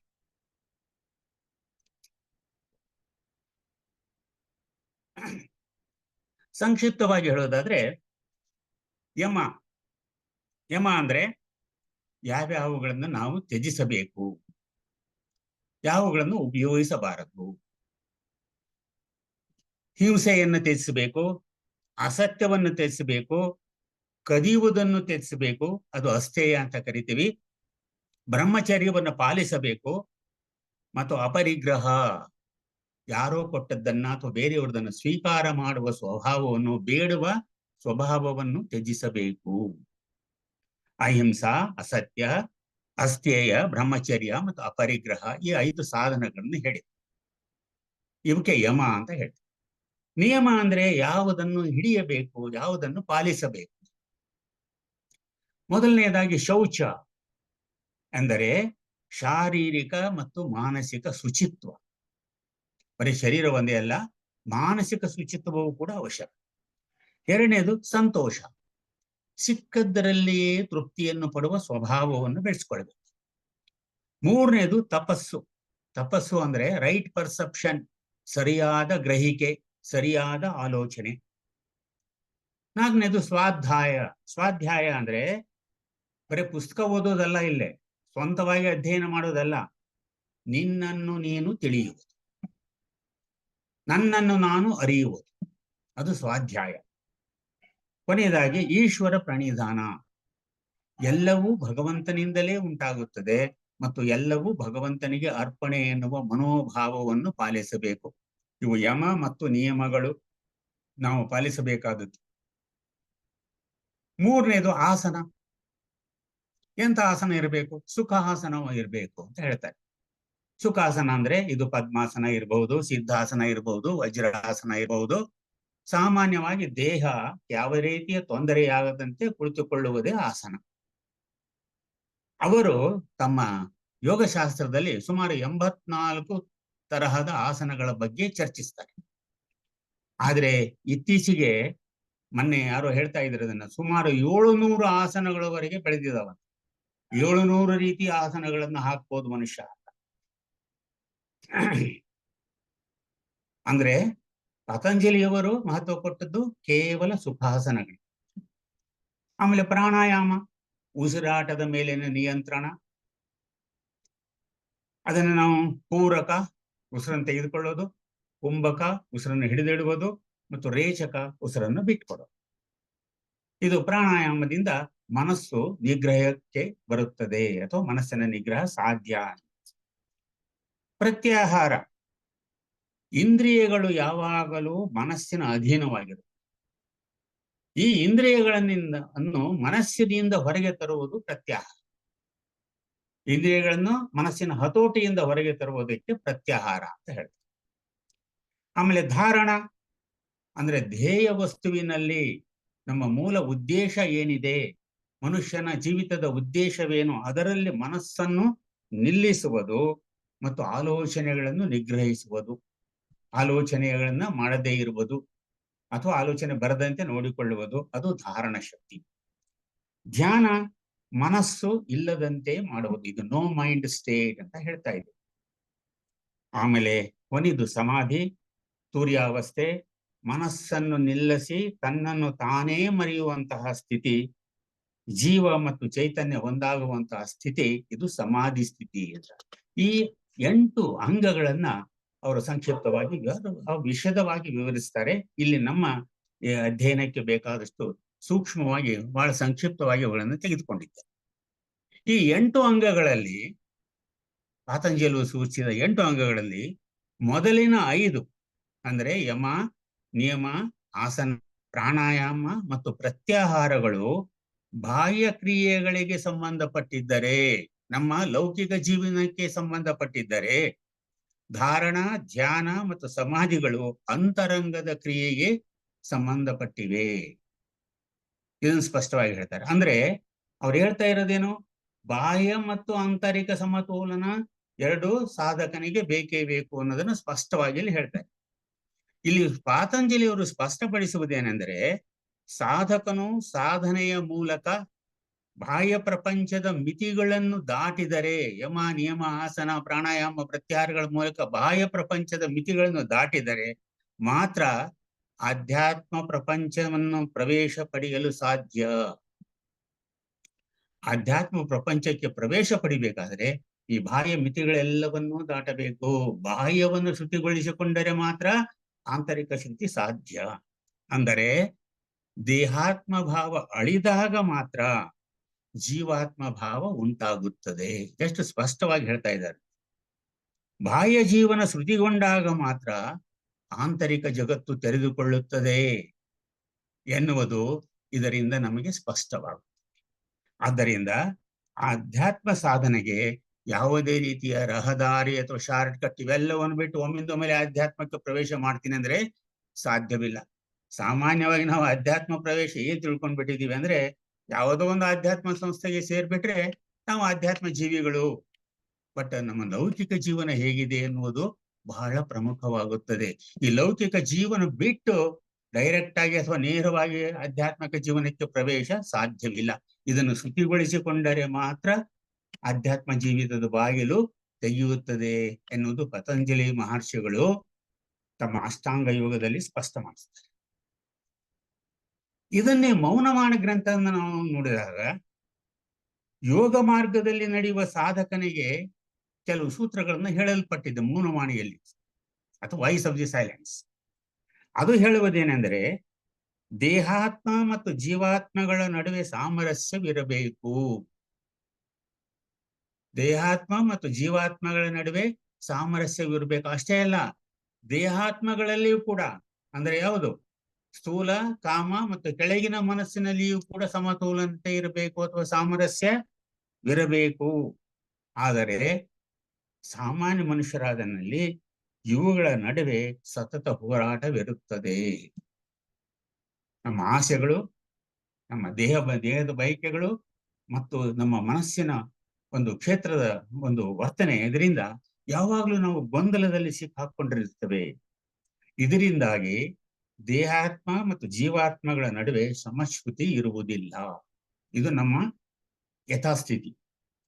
ಇದಕ್ಕಾಗಿ ದೇಹಾತ್ಮವನ್ನು ಸಿದ್ಧಗೊಳಿಸಿಕೊಳ್ಳಬೇಕು. ಮೊದಲು ನಮಗೆ ಬೇಕಾಗಿರೋದೇನು? ದೇಹಾತ್ಮ ಭಾವವನ್ನ ಶುದ್ಧಿಗೊಳಿಸಿಕೊಳ್ಳಬೇಕು, ಅಥವಾ ಇದನ್ನು ಸಿದ್ಧ ಮಾಡಬೇಕು, ಇದನ್ನು ಶುದ್ಧಿಗೊಳಿಸಿಕೊಳ್ಳಬೇಕು. ಆಗ ಅದಕ್ಕೂ ಮತ್ತು ಜೀವಾತ್ಮನಿಗೂ ಇರುವ ನಾಲೆ ತೆರೆದುಕೊಳ್ಳುತ್ತದೆ ಅಂತ ಮೌನವಾಣಿ ಹೇಳ್ತಾ ಇತ್ತು. ಈ ನಾಲೆ ತೆರೆದುಕೊಳ್ಳದೆ ಇದ್ರೆ ನಾವು ದೇಹಾತ್ಮ ಭಾವದಿಂದ ಆಧ್ಯಾತ್ಮ ಪ್ರಪಂಚದಡಿಗೆ ಸಾಗಲಿಕ್ಕೆ ಸಾಧ್ಯವಿಲ್ಲ. ಇದನ್ನು ಹೇಗೆ ಸಾಧಿಸಬೇಕು ಎನ್ನುವುದನ್ನು ಮೌನವಾಣಿ ಗ್ರಂಥದ 3ನೆಯ ಭಾಗದಲ್ಲಿ 20ನೆಯ ಅಧ್ಯಾಯದಲ್ಲಿ ಯೋಗ ಪಥದಲ್ಲಿ ಸಾಗುವ ಸಾಧಕನು ಅನುಷ್ಠಾನ ಮಾಡಬೇಕಾದ ಪ್ರಜ್ಞಾ ಪಾರಮಿತಗಳನ್ನು ಹೇಳಲ್ಪಟ್ಟಿದೆ. 7 ಪ್ರಜ್ಞಾ ಪಾರಮಿತಗಳು.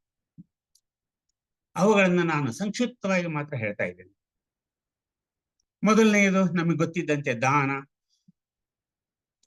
ಇದು ಔದಾರ್ಯ ಮತ್ತು ಅಮರ ಪ್ರೇಮವನ್ನು ಸೂಚಿಸುತ್ತದೆ. ದಾನ ಅಂದ್ರೆ ಔದಾರ್ಯತೆ, ಮನುಷ್ಯನಲ್ಲಿ ಇರುವ ಲೌಕಿಕ ಜೀವನದಲ್ಲಿ ಔದಾರ್ಯತೆ, ಅಮರ ಪ್ರೇಮವಿರಬೇಕು. ನಾವು ಸಾಮಾನ್ಯವಾಗಿ ದಾನ ಅಂದ್ರೆ ನಮಗೆ ಬೇಡವಾದ ವಸ್ತುಗಳನ್ನ ಇತರರಿಗೆ ಕೊಡೋದು ದಾನ ಅಂತ ಅನ್ಕೊಂಡ್ಬಿಟ್ಟಿದ್ವಿ, ನಮ್ಮಲ್ಲಿ ಹೆಚ್ಚಾಗಿಂತ ವಸ್ತುಗಳು. ಆದ್ರೆ ಅಲ್ಲಿ ಹೇಳೋದು ದಾನದ ಪ್ರಕ್ರಿಯೆ ಹೇಗಿರ್ಬೇಕು ಅಂದ್ರೆ, ಅತ್ಯಂತ ಪ್ರಿಯವಾದ, ನಮಗೆ ಪ್ರಿಯವಾದ ವಸ್ತುವನ್ನು ಯಾವುದೇ ಸಂಕೋಚವಿಲ್ಲದೆ, ಯಾವುದೇ ತಾಪವಿಲ್ಲದೆ ಇನ್ನೊಬ್ಬರಿಗೆ ಕೊಡುವುದು ದಾನ ಅಂತ ಅನ್ಸ್ಕೊಳ್ತೇವೆ. ದಾನವೆಂದರೆ ತನ್ನನ್ನು, ತನ್ನ ಸರ್ವಸ್ವವನ್ನು ಸೇವೆಗಾಗಿ ಅರ್ಪಿಸಿಕೊಳ್ಳುವ ಮನಪೂರ್ವಕವಾದ ಒಪ್ಪಿಗೆ, ಅದಕ್ಕೆ ದಾನ ಅಂತ ಈ ಪ್ರಜ್ಞಾ ಪಾರಮಿತ ಹೇಳ್ತಾರೆ. ಇದನ್ನು ನಾವು ಲೌಕಿಕದಲ್ಲಿ ಗಳಿಸಿಕೊಳ್ಬೇಕು. ಎರಡನೇದು ಶೀಲ. ಶೀಲ ಅಂದ್ರೆ ನುಡಿ ಮತ್ತು ನಡೆಗಳಲ್ಲಿ ಏಕತೆ ಇರಬೇಕು. ನುಡಿದಂತೆ ನಡಿ. ನಾವು ನುಡಿಯೋದೊಂದು ಅಥವಾ ನಾವು ನಡೆಯುವುದು ಬೇರೆ ರೀತಿಯಲ್ಲಿದ್ರೆ ಅದಕ್ಕೆ ಶೀಲ ಅಂತ ಅನ್ಸ್ಕೊಳ್ಳೋದಿಲ್ಲ. ಈ ಶೀಲದಲ್ಲಿ ಏನಂದ್ರೆ, ಕಾರ್ಯ ಮತ್ತು ಕಾರಣಗಳನ್ನು ಸಮದೂಗಿಸಿ ಮುಂದೆ ಕರ್ಮ ಫಲಕ್ಕೆ ಅವಕಾಶ ನಡೆಯದಂತೆ ಅಥವಾ ಅವಕಾಶ ನೀಡದಂತೆ ಜೀವಿಸುವುದು ಶೀಲ ಅಂತ ಅನ್ಸ್ಕೊಳ್ಳಿ. ಅಂದ್ರೆ ನಮ್ಮ ಕ್ರಿಯೆಗಳು ಎಷ್ಟು ಸ್ಪಷ್ಟವಾಗಿರ್ಬೇಕು ಅಂದ್ರೆ, ಎಷ್ಟು ಪರಿಶುದ್ಧವಾಗಿರ್ಬೇಕು ಅಂದ್ರೆ, ಅದು ಮುಂದೆ ಯಾವ ರೀತಿಯ ಕರ್ಮ ಫಲಕ್ಕೆ ಅವಕಾಶವನ್ನು ನೀಡಬಾರದು, ಅಷ್ಟು ನಿಸ್ವಾರ್ಥತೆಯಿಂದ ಕೂಡಿರಬೇಕು. ಇದು ಕೂಡ ನಮ್ಮ ಸ್ಥೂಲ ಪ್ರಪಂಚಕ್ಕೆ ಅಥವಾ ಲೌಕಿಕ ಜೀವನಕ್ಕೆ ಅನ್ವಯಿಸ್ತದೆ. ಮೂರನೇದು ಶಾಂತಿ. ಶಾಂತಿ ಅಂದ್ರೆ ಸಹನೆ. ಯಾವುದರಿಂದಲೂ ಕದಲಲಾರದಂತಹ ಮಧುರ ತಾಳ್ಮೆಗೆ ಶಾಂತಿ ಅಂತ ಕರೀತಾರೆ. ಶಾಂತಿ ಅಂದ್ರೆ ತಾಳ್ಮೆ, ಸಹನೆ, ಕಷ್ಟ ಸಹಿಷ್ಣುತೆ ಏನು ಬಂದರೂ ಅದನ್ನ ನಿಭಾಯಿಸಿಕೊಳ್ಳುವುದು, ಸಮತ್ವವನ್ನು ಸ್ವಲ್ಪವೂ ಕಳೆದುಕೊಳ್ಳದಂತೆ ಜೀವನ ಮಾಡುವುದಕ್ಕೆ ನಾವೇನ್ ಹೇಳ್ತೀವಿ? ಶಾಂತಿ. ನಾಲ್ಕನೇದು ವೈರಾಗ್ಯ. ಸುಖ ದುಃಖಗಳಿಗೆ ಉದಾಸೀನನಾಗಿರುವುದು, ಭಾವೋದ್ರೇಕಗಳಲ್ಲಿರುವುದು. ಸುಖ ಬಂದ್ರು ಸ್ವೀಕಾರ ಮಾಡೋದು, ದುಃಖ ಬಂದ್ರು ಸ್ವೀಕಾರ ಮಾಡೋದು, ಇದಕ್ಕೆ ವೈರಾಗ್ಯ ಅಂತ ಹೇಳ್ತೇವೆ. ಐದನೇದು ವೀರ್ಯ. ಅಸತ್ಯದಿಂದ ಸತ್ಯದೆಡೆಗೆ ಸಾಗುವ ಎದೆಗುಂದದ ಧೈರ್ಯ. ಅಸತ್ಯದಿಂದ ಸತ್ಯ ಜೀವನಕ್ಕೆ ಕಾಲಿಡಬೇಕಾದ್ರೆ ಅನೇಕ ಅಡ್ಡಿಗಳು ಬರ್ತವೆ. ಯಾವುದಕ್ಕೂ ಎದೆಗುಂದದೆ ಮುಂದೆ ಸಾಗುವ ಧೈರ್ಯಕ್ಕೆ ವೀರ್ಯ ಅಂತ ಕರೀತಾರೆ. ಅಸತ್ಯ ಮತ್ತು ಮಾಯೆಯ ಈ ಪ್ರಪಂಚದ ಕೆಸರಿನಿಂದ ಉದಾತ್ತವಾದ ಸತ್ಯ ಸಾಕ್ಷಾತ್ಕಾರ ಹೊಂದಲು ಬಿಡದೇ ಹೋರಾಡುವ ಪ್ರವೃತ್ತಿ, ಎದೆಗುಂದದ ಶಕ್ತಿ, ಇದಕ್ಕೆ ನಾವು ವೀರ್ಯ ಅಂತ ಕರೀತಾರೆ. ಆರನೇದು ಧ್ಯಾನ. ಇದು ನಿತ್ಯ ಸತ್ಯಕ್ಕೆ ಕರೆದೊಯ್ಯುವ ಮಾರ್ಗ. ಇದು ಸ್ವರ್ಗ ಮಹಾದ್ವಾರ. ಒಮ್ಮೆ ತೆರೆಯಿತೆಂದರೆ ಸಾಧಕನನ್ನು ನಿತ್ಯ ಸತ್ಯದ ರಾಜ್ಯಕ್ಕೆ ಕರೆದುಕೊಂಡು ಹೋಗುತ್ತದೆ. ಆಮೇಲೆ ಕೊನೆಯದು ಪ್ರಜ್ಞೆ. ಮಾನವನನ್ನು ದೇವನನ್ನಾಗಿ ಮಾಡುವ ಸ್ಥಿತಿ ಪ್ರಜ್ಞಾ ಅಂತ ಕರೀತಾರೆ. ಪ್ರಜ್ಞಾ ಎಂದರೆ ಜ್ಞಾನ, ವಿವೇಕ, ಸದಾ ಎಚ್ಚೆತ್ತು ಪರಿಶೀಲಿಸುವ ಅರಿವು, ಅಥವಾ ಜೆ.ಕೆ. ಅವರ ಭಾಷೆಯಲ್ಲಿ ಅದು ಆಯ್ಕೆ ರಹಿತ ಎಚ್ಚರಿಕೆ. ಪ್ರಜ್ಞಾ ಅನುಭಾವದ ಸ್ಥಿತಿ ಶರಣರ ಭಾಷೆಯಲ್ಲಿ. ಈ 7 ಪ್ರಜ್ಞಾ ಪಾರಮಿತಗಳನ್ನು ಪಾಲಿಸಿದರೆ ಮನುಷ್ಯ ಲೌಕಿಕದಿಂದ ಅಲೌಕಿಕದೆಡೆಗೆ ಹೋಗಲು ಸಾಧ್ಯ ಅನ್ನೋದು ಈ ಪ್ರಜ್ಞಾ ಪಾರಮಿತಗಳು ಅಥವಾ ವಾಯ್ಸ್ ಆಫ್ ದಿ ಸೈಲೆನ್ಸ್ ನಲ್ಲಿ ಕೂಡ ಇದನ್ನೇ ಹೇಳಬಲ್ಲಪಟ್ಟಿದೆ. ಮೊದಲಿನ 5 ಪಾರಮಿತಗಳು ಲೌಕಿಕ ಬದುಕನ್ನು ಶ್ರುತಿಗೊಳಿಸಲು ಸೂಚಿಸಿದರೆ, ದಾನ, ಶೀಲ, ಕ್ಷಾಂತಿ ಇವೆಲ್ಲ ಮೊದಲಿನ 5 ಲೌಕಿಕ ಜೀವವನ್ನು ಶುದ್ಧಿಗೊಳಿಸಲು ಸೂಚಿಸಿದರೆ, ಧ್ಯಾನ ಮತ್ತು ಪ್ರಜ್ಞಾ ಆಂತರಿಕ ಶ್ರುತಿಗೆ ಸಂಬಂಧಪಟ್ಟಿವೆ, ಆಧ್ಯಾತ್ಮ ಪ್ರಪಂಚಕ್ಕೆ ಸಂಬಂಧಪಟ್ಟಿವೆ. ಇದು ಕೂಡ ಲೌಕಿಕದಿಂದ ಅಲೌಕಿಕದೆಡೆಗೆ ಸಾಗುವ ಮಾರ್ಗವಾಗಿರುತ್ತದೆ. ನಾವಿಲ್ಲಿ ಪದೇ ಪದೇ ಹೇಳ್ತಾ ಇದ್ದೀನಿ, ನೇರವಾಗಿ ಅಲೌಕಿಕ ಮಾರ್ಗಕ್ಕೆ, ಆಧ್ಯಾತ್ಮ ಪ್ರಪಂಚಕ್ಕೆ ಅಥವಾ ಉನ್ನತ ಪ್ರಜ್ಞೆಯ ಪ್ರಪಂಚಕ್ಕೆ ನಾವು ಪ್ರಯಾಣ ಮಾಡಲು ಸಾಧ್ಯವಿಲ್ಲ. ಈ ಲೌಕಿಕ ಜೀವನದಿಂದಲೇ ಹೋಗಬೇಕು. ಈ ಲೌಕಿಕ ಜೀವನದಲ್ಲೇ ಪಾಠವನ್ನು ಕಲಿಯಬೇಕು. ಈ ಲೌಕಿಕ ಜೀವನದಲ್ಲೇ ನಮ್ಮ ಜೀವಿತವನ್ನು ಶ್ರುತಿಗೊಳಿಸಿಕೊಳ್ಳಬೇಕು. ಬಾಹ್ಯ ಶ್ರುತಿ ಕೂಡ ಅಷ್ಟೇ ಪ್ರಮುಖವಾದದ್ದು. ಇದೇ ರೀತಿಯಾಗಿ ಮೇಡಮ್ ಬ್ಲಾವಟ್ಸ್ಕಿ ಅವರು ನಮಗೆ ನೀಡಿದಂತ ಸುವರ್ಣ ಸೋಪಾನಗಳು, ನಾವು ಪ್ರತಿ ಸಲ ಎಷ್ಟೋ ಸಲ ಇದನ್ನ ನಮ್ಮ ತರಗತಿಗಳಲ್ಲಿ ಉಪಯೋಗಿಸ್ತಾ ಇದ್ದೇವೆ. ಗೋಲ್ಡನ್ ಸ್ಟೇರ್ಸ್ ಅಂತ ನಾವೇನ್ ಕರಿತಾ ಇದ್ದೀವಿ. ಅವ್ರು ಹೇಳ್ತಾರೆ, ಶುಚಿಯಾದ ಜೀವಿತ, ನಿಷ್ಪಕ್ಷಪಾತವಾದ ಮನಸ್ಸು, ನಿರ್ಮಲವಾದ ಹೃದಯ, ಆಸಕ್ತಿಯುಳ್ಳ ಬುದ್ಧಿ, ಹೊರೆ ತೆರೆಯಲ್ಪಟ್ಟ ಆತ್ಮದೃಷ್ಟಿ, ತನಗಾಗುವ ಅನ್ಯಾಯವನ್ನು ಧೈರ್ಯವಾಗಿ ಸಹಿಸುವುದು, ತತ್ವಗಳನ್ನು ನಿರ್ಭಯವಾಗಿ ಸಾರುವುದು, ಅನ್ಯಾಯವಾಗಿ ನಿಂದೆಗೆ ಗುರಿಯಾದವರ ಪಕ್ಷವನ್ನು ವಹಿಸಿ ಸಾಹಸದಿಂದ ಹೋರಾಡುವುದು, ಮನುಷ್ಯನ ಪೂರ್ಣತ್ವವನ್ನು, ಅಭಿವೃದ್ಧಿಯನ್ನು ಯಾವಾಗಲೂ ದೃಷ್ಟಿಯಲ್ಲಿಟ್ಟಿರುವುದು, ಇವೆಲ್ಲವೂ ಸುವರ್ಣ ಸೋಪಾನಗಳು. ಇವುಗಳನ್ನು ಹತ್ತಿ, ಒಂದು ಸೋಪಾನದಿಂದ ಒಂದು ಮೆಟ್ಲಿಂದ ಇನ್ನೊಂದು ಮೆಟ್ಲಿಗೆ ಹತ್ತಿ ಸಾಧಕನು ಬ್ರಹ್ಮಜ್ಞಾನದ ದೇವಾಲಯವನ್ನು ಸೇರಬಹುದು. ನೀನು ಬ್ರಹ್ಮಜ್ಞಾನವನ್ನು ಪಡೆಯಬೇಕಾದರೆ ಒಮ್ಮಿಂದೊಮ್ಮೆಲೇ ಕೊನೆಯ ಹಂತಕ್ಕೆ ಅಥವಾ ಕೊನೆಯ ಮೆಟ್ಲಿಗೆ ಹೋಗ್ಲಿಕ್ಕೆ ಸಾಧ್ಯ ಇಲ್ಲ. ಒಂದೊಂದೇ ಮೆಟ್ಟಲನ್ನು ಹತ್ಕೊಂತ ಹೋಗ್ಬೇಕಂದ್ರೆ, ಲೌಕಿಕ ಮೆಟ್ಟಲುಗಳನ್ನು ಹತ್ತಿದಾಗ ಮಾತ್ರ ಅಧ್ಯಾತ್ಮ ಲೋಕದ ಪ್ರವೇಶದ ಬಾಗಿಲು ನಿನಗೆ ತೆರೆಯುತ್ತದೆ. ಎಲ್ಲಿವರೆಗೆ ಲೌಕಿಕ ಜೀವನ ಶುಚಿಗೊಳ್ಳುವುದಿಲ್ಲವೋ ಅಥವಾ ಶುಚಿಯಾಗುವುದಿಲ್ಲವೋ, ಶುಚಿತ್ವವನ್ನು ಹೊಂದುವುದಿಲ್ಲವೋ, ಆಧ್ಯಾತ್ಮಿಕ ಪ್ರಪಂಚಕ್ಕೆ ಪ್ರವೇಶ ಸಾಧ್ಯವಿಲ್ಲ, ಅಥವಾ ಅಂತರಾತ್ಮನ ವಾಣಿ ನಮಗೆ ಕೇಳಿಸಲು ಸಾಧ್ಯವಿಲ್ಲ. ಇದು ಕೂಡ ಅದನ್ನೇ ಸೂಚಿಸುತ್ತದೆ. ಇದು ಸಹ ದೇಹಾತ್ಮ ಭಾವ ತ್ವರಿದಾಗ ಮಾತ್ರ ಜೀವಾತ್ಮ ಕ್ಷೇತ್ರಕ್ಕೆ ಪ್ರವೇಶ ಎನ್ನುವುದನ್ನು ನಮಗೆ ಬಹಳ ಸ್ಪಷ್ಟಪಡಿಸುತ್ತದೆ. ಇದೇ ರೀತಿ 12ನೇ ಶತಮಾನದಲ್ಲಿ ಶರಣರು ಬಸವಣ್ಣ ಒಂದು ವಚನದಲ್ಲಿ ಇದನ್ನೇ ಹೇಳ್ತಾನೆ, ಕಳಬೇಡ, ಕೊಲಬೇಡ, ಹುಸಿಯ ನುಡಿಯಲು ಬೇಡ, ಅನ್ಯರಿಗೆ ಅಸಹ್ಯ ಪಡಬೇಡ, ತನ್ನ ಬಣ್ಣಿಸಬೇಡ, ಇದಿರ ಹಳಿಯಲು ಬೇಡ, ಇದೇ ಅಂತರಂಗ ಶುದ್ಧಿ, ಇದೇ ಬಹಿರಂಗ ಶುದ್ಧಿ.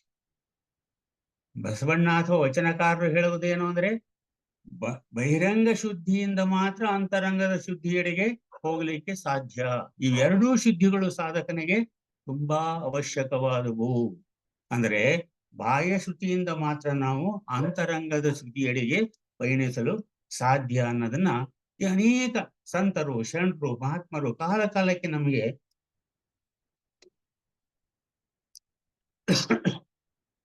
ವಿವರಿಸ್ತಾ ಬಂದಿದ್ದಾರೆ.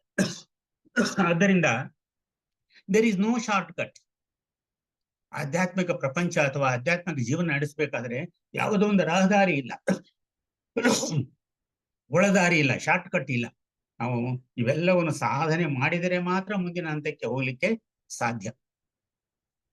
ಮನಸ್ಸಿನ ಈ ಗದ್ದಲಗಳ ನಡುವೆಯೂ ನಾವು ಹೃದಯದ ಧ್ವನಿಯನ್ನು ಅಥವಾ ಶ್ರುತಿಯನ್ನು ಆಲಿಸಲು ಸಾಧ್ಯ ಮತ್ತು ಆತ್ಮನ ಪಿಸು ಮಾತನ್ನು ಕೇಳಬಹುದು, ಎಲ್ಲೇ ದೃಢ ನಿರ್ಧಾರ ಇದ್ದರೆ ಮಾತ್ರ. ಈ ಅಂತರ್ವಾಣಿಯು ಜೀವನದ ಸುಗಮ ಮಾರ್ಗದರ್ಶನವಾಗಿರುತ್ತದೆ. ಯಾವಾಗಲೂ ಹೃದಯದ ವಾಣಿ, ಅಂತರ್ವಾಣಿ ಅಥವಾ ಆಂತರಿಕ ಶ್ರುತಿ ಅಥವಾ ಅಂತರಾತ್ಮನ ಪಿಸುಮಾತು ಸತ್ಯದೊಂದಿಗಿರುತ್ತದೆ, ಸರಿಯಾದ ಮಾರ್ಗದರ್ಶನ ಇರುತ್ತದೆ. ಆದ್ರೆ ಮನಸ್ಸಿನ ಭಾಷೆ, ಮನಸ್ಸಿನ ಶ್ರುತಿ, ಬಾಹ್ಯ ಪ್ರಪಂಚದ ಶ್ರುತಿ ಯಾವಾಗಲೂ ನಮ್ಮನ್ನು ಸ್ವಾರ್ಥದೆಡೆಗೆ ಕೊಂಡೊಯ್ಯುತ್ತದೆ, ಅದು ನಿಸ್ವಾರ್ಥದೆಡೆಗೆ ಕೊಂಡೊಯ್ಯುತ್ತದೆ. ಆದರೆ ನಮಗಿರುವ ಮೂಲಭೂತ ಸಮಸ್ಯೆ ಏನೆಂದರೆ, ಈ ಆಂತರಿಕ ಶ್ರುತಿ ಏನು ಬರ್ತದೆ ಒಳಗಿನಿಂದ ನಮಗೆ ಯಾವಾಗಲೂ ಉಳಿತಾ ಇರ್ತದೆ. ಯಾವುದೋ ಒಂದು ಕಾರ್ಯ ಮಾಡ್ಬೇಕಾದ್ರೆ ಮನಸ್ಸು ಒಂದು ರೀತಿ ಯೋಚನೆ ಮಾಡಿದ್ರೆ ನಮಗೆ ಅಂತರಾತ್ಮ ಇದು ಸರಿಯೋ ತಪ್ಪೋ ಅನ್ನೋದನ್ನ ವಿಶ್ಲೇಷಣೆ ಮಾಡ್ಲಿಕ್ಕೆ ಸ್ವಲ್ಪ ಸೂಚನೆಯನ್ನು ಕೊಡ್ತದೆ. ಆದ್ರೆ ಸಾಮಾನ್ಯವಾಗಿ ನಾವು ಈ ಸೂಚನೆಯನ್ನ ಪರಿಗಣಿಸುವುದಿಲ್ಲ, ಮನಸ್ಸಿನ ಬಂಧನಕ್ಕೆ ಒಳಗಾಗಿರುತ್ತೇವೆ, ಮನಸ್ಸು ಹೇಳಿದಂತೆ ವರ್ತಿಸಲಿಕ್ಕೆ ಪ್ರಯತ್ನಿಸುತ್ತೇವೆ. ಆದ್ರೆ ನಮಗಿರುವ ಸಮಸ್ಯೆ ಏನಂದ್ರೆ, ಈ ಆಂತರಿಕ ಶ್ರುತಿಯು ನಮಗೆ ನೀಡುವ ಮೃದುವಾದ ಸಂದೇಶ ಮತ್ತು ಜ್ಞಾನದ ಅನುಕರಣೆಯನ್ನು ಹೇಗೆ ಮಾಡುವುದು? ಅದೇನು ಹೇಳ್ತದೆ, ನೀನು ಹೋಗೋ ದಾರಿ ಸರಿಯಲ್ಲ ಅಂತ ಹೇಳಿದ್ರು ಕೂಡ ಮನಸ್ಸು ಹೇಳ್ತದೆ ಇದೇ ಸರಿ ಅಂದಾಗ ಮನಸ್ಸಿನ ಬಂಧನಕ್ಕೆ ಒಳಗಾಗಿ ಬಿಟ್ಟಿರ್ತೇವೆ ಹೊರತು ಹೃದಯದ ವಾಣಿಯ ಕಡೆಗೆ ನಮ್ಮ ಗಮನ ಹರಿಯುವುದಿಲ್ಲ. ಈ ಅಂತರ್ವಾಣಿಯನ್ನು ಆಲಿಸುವುದು, ಆಂತರಿಕ ಶ್ರುತಿಯನ್ನು ಆಲಿಸುವುದು ಮತ್ತು ಅನುಸರಿಸುವುದು ಬಹಳ ಕಷ್ಟಕರ ಅನ್ನೋ ಭಾವನೆ ಅಥವಾ ಒಂದು ರೀತಿಯ ಭಯ, ಒಂದು ಅಪನಂಬಿಕೆ ನಮ್ಮಲ್ಲಿ ಉಂಟಾಗಿದೆ. ಅದನ್ನು ನಾವು ಆ ರೀತಿ ಮಾಡಿದ್ರೆ ಏನಾಗ್ತದೋ ಏನೋ, ನಾವು ಮನಸ್ಸು ಹೇಳಿದಂತೆ ಕೇಳಿದಬಹುದು ಸರಿ ಏನೋ ಅನ್ನೋ ಒಂದು ರೀತಿಯ ಭಯ ಮತ್ತು ಆತಂಕ ನಮ್ಮಲ್ಲಿ ಯಾವಾಗಲೂ ಇರೋದ್ರಿಂದ ನಾವು ಹೃದಯದ ವಾಣಿ ಅದು ಉಳಿದರೂ ಕೂಡ ಕೇಳುವಷ್ಟು ತಾಳ್ಮೆ ನಮ್ಮಲ್ಲೇ ಇರುವುದಿಲ್ಲ. ಮೊದಲನೇ ಅಡ್ಡಿ ಏನು ಹೃದಯದ ಭಾಷೆಯನ್ನು ಕೇಳಲಿಕ್ಕೆ ಅಥವಾ ಆಂತರಿಕ ಶ್ರುತಿಯನ್ನು ಕೇಳಲಿಕ್ಕೆ ಅಂದ್ರೆ, ನಮ್ಮ ಸುತ್ತಲಿನ ಸಮಾಜದ ಗದ್ದಲ ಮತ್ತು ವ್ಯವಹಾರಗಳು ಅಂತರವಾಣಿಯನ್ನು ಕೇಳಲು ಬಹುದೊಡ್ಡ ಅಡ್ಡಿ. ನಾವು ಎಂಥ ಗದ್ದಲದ ಜೀವನದಲ್ಲಿ ಜೀವಿಸ್ತಾ ಇದ್ದೀವಿ ಅಂದ್ರೆ, ಇಂಥ ಗದ್ದಲ ಅನೇಕ ಸಮಸ್ಯೆಗಳಿಂದ ಕೂಡಿ ತುಂಬಿಕೊಂಡ್ಬಿಟ್ಟಿದ್ದೇವೆ. ಅದರಿಂದ ಹೃದಯದ ಭಾಷೆಯನ್ನ ಅಥವಾ ಅದರ ಮಾತನ್ನ ಆಲಿಸ್ಲಿಕ್ಕೆ ನಮಗೆ ಸಮಯವೇ ಇಲ್ಲ. ಆಧುನಿಕ ಪ್ರಪಂಚದಲ್ಲಿ ನಮ್ಮ ಆಂತರಿಕ ವಾಣಿಗಿಂತಲೂ ಬಾಹ್ಯ ಜಗತ್ತಿನ ಧ್ವನಿಗೆ ಕಿವಿಗೊಡುತ್ತಿದ್ದೇವೆ. ಅಂದ್ರೆ ಮನಸ್ಸಿನ ಧ್ವನಿಗೆ ಕಿವಿಗೊಡುತ್ತಿದ್ದೇವೆ ಹೊರತು ಹೃದಯದ ಭಾಷೆಗೆ ಕಿವಿಗೊಡಲು ನಮಗೆ ಆಗ್ತಾ ಇಲ್ಲ ಈ ಗದ್ದಲದ ನಡುವೆ. ಅಂದ್ರೆ ಮನಸ್ಸು ಅಷ್ಟು ಪ್ರಬಲವಾಗಿ ನಮ್ಮನ್ನು ಆಳ್ತಾ ಇದೆ. ನಮ್ಮ ಅರಿವಿನಲ್ಲಿ ಆಂತರಿಕ ಶ್ರುತಿಯನ್ನು ಜಾಗೃತಗೊಳಿಸಲು ಇರುವ ಎರಡು ಸಾಧನಗಳೆಂದರೆ, ಇಂಥ ಗದ್ದಲಗಳ ನಡುವೆನೂ ಕೂಡ ಆಂತರಿಕ ಶ್ರುತಿಯನ್ನು ಕೇಳಲಿಕ್ಕೆ ಪ್ರಯತ್ನ ಮಾಡುವ ಎರಡು ಸಾಧ್ಯತೆ ಅಂದರೆ, ಮೊದಲನೇದು ನಮ್ಮ ಮನಸ್ಸನ್ನು ಶಾಂತವಾಗಿರಿಸುವುದು. ಅದು ಪ್ರತಿ ಸಲ ಅಡ್ಡ ಬಂದಾಗೆಲ್ಲ ನೀನು ಸುಮ್ಮನೆ ಇರು ಅನ್ನುವ ಒಂದು, ಅಂದ್ರೆ ಮನೋನಿಗ್ರಹ. ಆ ನಿಗ್ರಹ ಮಾಡುವ ಸ್ವಭಾವ ನಮ್ಮದಾಗಿದ್ರೆ ಸಾಮಾನ್ಯವಾಗಿ ಆಂತರಿಕ ಶ್ರುತಿಯನ್ನು ಆಲಿಸಲಿಕ್ಕೆ ಸಾಧ್ಯ. ಮತ್ತು ಎರಡನೇದು ಏಕಾಗ್ರತೆ. ಯಾವುದೇ ಒಂದು ವಸ್ತು, ಒಂದು ಸಮಸ್ಯೆ ಮೇಲೆ ಏಕಾಗ್ರ ಚಿತ್ತ ಇದ್ದರೆ ಅದರಿಂದ ಸಾಧ್ಯ. ಅಂದ್ರೆ ಚಿತ್ತವೃತ್ತಿ ನಿರೋಧ ಇರಬೇಕು, ಏಕಾಗ್ರತೆ ಇದ್ರೆ ಹೃದಯದ ಭಾಷೆಯನ್ನ ಅಥವಾ ಆಂತರಿಕ ಶ್ರುತಿಯನ್ನ ಸ್ವಲ್ಪ ಆದರೂ ಆಲಿಸಲಿಕ್ಕೆ ನಮಗೆ ಸಾಧ್ಯವಾಗುತ್ತದೆ. ಇವುಗಳನ್ನು ಸಾಧಿಸಿದರೆ, ಅಂದ್ರೆ ಚಿತ್ತವೃತ್ತಿ ನಿರೋಧ ಮತ್ತು ಏಕಾಗ್ರತೆಯನ್ನು ಸಾಧಿಸಿದರೆ ಮನಸ್ಸಿನ ಬಾಹ್ಯ ಗದ್ದಲ ಮತ್ತು ಆಂತರಿಕ ಶ್ರುತಿಯ ನಡುವಿನ ವ್ಯತ್ಯಾಸ ಸ್ಪಷ್ಟವಾಗುತ್ತದೆ. ಮನಸ್ಸೇನು ಹೇಳ್ತದೆ, ಆಂತರಿಕ ಶ್ರುತಿ ಏನು ಹೇಳ್ತದೆ ಅನ್ನೋದು ನಮಗೆ ಅರಿವು ಬರುತ್ತದೆ. ಸಾಮಾನ್ಯವಾಗಿ ಮನಸ್ಸಿನ ಬಾಹ್ಯ ಗದ್ದಲಗಳು ಮತ್ತು ಘಟನೆಗಳು ನಮ್ಮ ಮಾನಸಿಕ ಗಾಯಗಳನ್ನು, ಭಯ ಮತ್ತು ಸಂಶಯಗಳನ್ನು ಸೃಷ್ಟಿಸುತ್ತದಲ್ಲದೆ ಆಂತರಿಕ ಸತ್ಯವನ್ನು ಸ್ಪಷ್ಟಪಡಿಸುವುದಿಲ್ಲ. ಅಂತಹ ಗದ್ದಲದಲ್ಲಿ ನಾವು ಜೀವನವನ್ನು ನಡೆಸ್ತಾ ಇದ್ದೇವೆ. ಈ ಆಂತರಿಕ ವಾಣಿಯನ್ನು ಆಲಿಸಲು ಇರುವ ಇನ್ನೊಂದು ಅಡಚಣೆ ಅಂದರೆ ನಮ್ಮ ಬಾಹ್ಯ ಜಗತ್ತು ತರ್ಕ ಮತ್ತು ಕಾರಣಗಳಿಗೆ ನೀಡುತ್ತಿರುವ ಅತಿ ಹೆಚ್ಚಿನ ಮಹತ್ವ. ಪ್ರತಿಯೊಂದಕ್ಕೂ ಒಂದು ಲಾಜಿಕ್, ಒಂದು ರೀಸನಿಂಗ್, ಅಂದ್ರೆ ತರ್ಕ. ನಾವು ತಾರ್ಕಿಕವಾಗಿ ಎಲ್ಲವನ್ನು ಆಲೋಚಿಸ್ತೇವೆ, ಇದು ಸರಿಯೋ ತಪ್ಪೋ, ಈ ಸರಿ ತಪ್ಪಿಗೆ ಕಾರಣಗಳೇನು, ರೀಸನಿಂಗ್ ಕೊಡ್ಬೇಕು ಅದಕ್ಕೆಲ್ಲ. ಇಂತಹ ಒಂದು ವ್ಯವಸ್ಥೆಯಲ್ಲಿ ನಮ್ಮ ಮನಸ್ಸು, ಈ ಒಂದು ಕ್ರಮದಲ್ಲಿ ಮನಸ್ಸು ಚಲಿಸುತ್ತಾ ಇರುವುದರಿಂದ ಪ್ರತಿಯೊಂದಕ್ಕೂ ಒಂದು ಕಾರಣವನ್ನ ಕೇಳ್ತೇವೆ, ಪ್ರತಿಯೊಂದಕ್ಕೂ ಒಂದು ತರ್ಕ ನಮ್ಮಲ್ಲಿ ಉಂಟಾಗ್ತಾ ಇದೆ. ಯಾವಾಗ ನಾವು ನಮ್ಮ ಜೀವಿತದಲ್ಲಿ ಕೇವಲ ತರ್ಕ ಮತ್ತು ಕಾರಣಗಳಿಗೆ ಮಹತ್ವ ನೀಡುತ್ತೇವೆಯೋ, ಪ್ರತಿಯೊಂದಕ್ಕೊಂದು ಕಾರಣ ಇರಬೇಕು, ಇಲ್ದಿದ್ರೆ ನಾನು ನಂಬೋದಿಲ್ಲ, ನಾನು ಒಪ್ಪೋದಿಲ್ಲ ಅನ್ನೋ ಭಾವನೆ ಎಲ್ಲಿವರೆಗೆ ಇರುತ್ತದೆ, ಆಗ ನಾವು ಮಾರ್ಗವನ್ನು ಕಳೆದುಕೊಳ್ಳುತ್ತೇವೆ.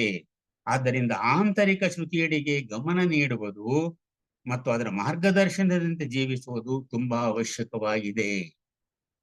ಇವೆಲ್ಲ ರೀಸನಿಂಗ್ಸು, ತರ್ಕ ಇವೆಲ್ಲ ಬಿಟ್ಟು ಒಳಗಿನ ವಾಣಿ, ಅಂತರ್ವಾಣಿಯನ್ನ ಆಲಿಸಿದರೆ ನಮ್ಮ ಜೀವನ ಸುಗಮವಾಗಿ ಸಾಗಲಿಕ್ಕೆ ಸಾಧ್ಯವಾಗುತ್ತದೆ. ಅಂತರ್ವಾಣಿಯಿಂದ ಬರುವ ಸಂದೇಶಗಳು ಕೆಲವು ಸಲ ಕೇಳಲು ಹಿತಕರ ಅನಿಸ್ಲಿದ್ರೂ ಕೂಡ ಅವು ನಮ್ಮನ್ನು ಸತ್ಯದಡಿಗೆ ಕೊಂಡೊಯ್ಯುತ್ತವೆ.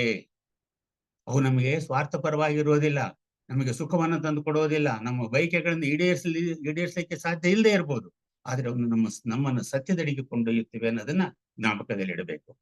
ಇನ್ನು ಮೂರನೆಯದು ಅಂದರೆ ಬಾಹ್ಯ ಪ್ರಪಂಚದಲ್ಲಿ ನಮಗೆ ಇರುವ ಬಲವಾದ ನಂಬಿಕೆ. ನಾವು ಈ ಸೃಷ್ಟಿ, ನಾವು ಜೀವಿಸುವ ಪ್ರಪಂಚನೇ ಸತ್ಯ ಅನ್ಕೊಂಡ್ಬಿಟ್ಟಿದ್ವಿ. ಇದರ ಆಚೆ ಏನಿದೆ ಅಂತ ಯೋಚನೆ ಮಾಡ್ಲಿಕ್ಕೆ ಕೂಡ ನಾವು ಹೋಗ್ತಾ ಇಲ್ಲ.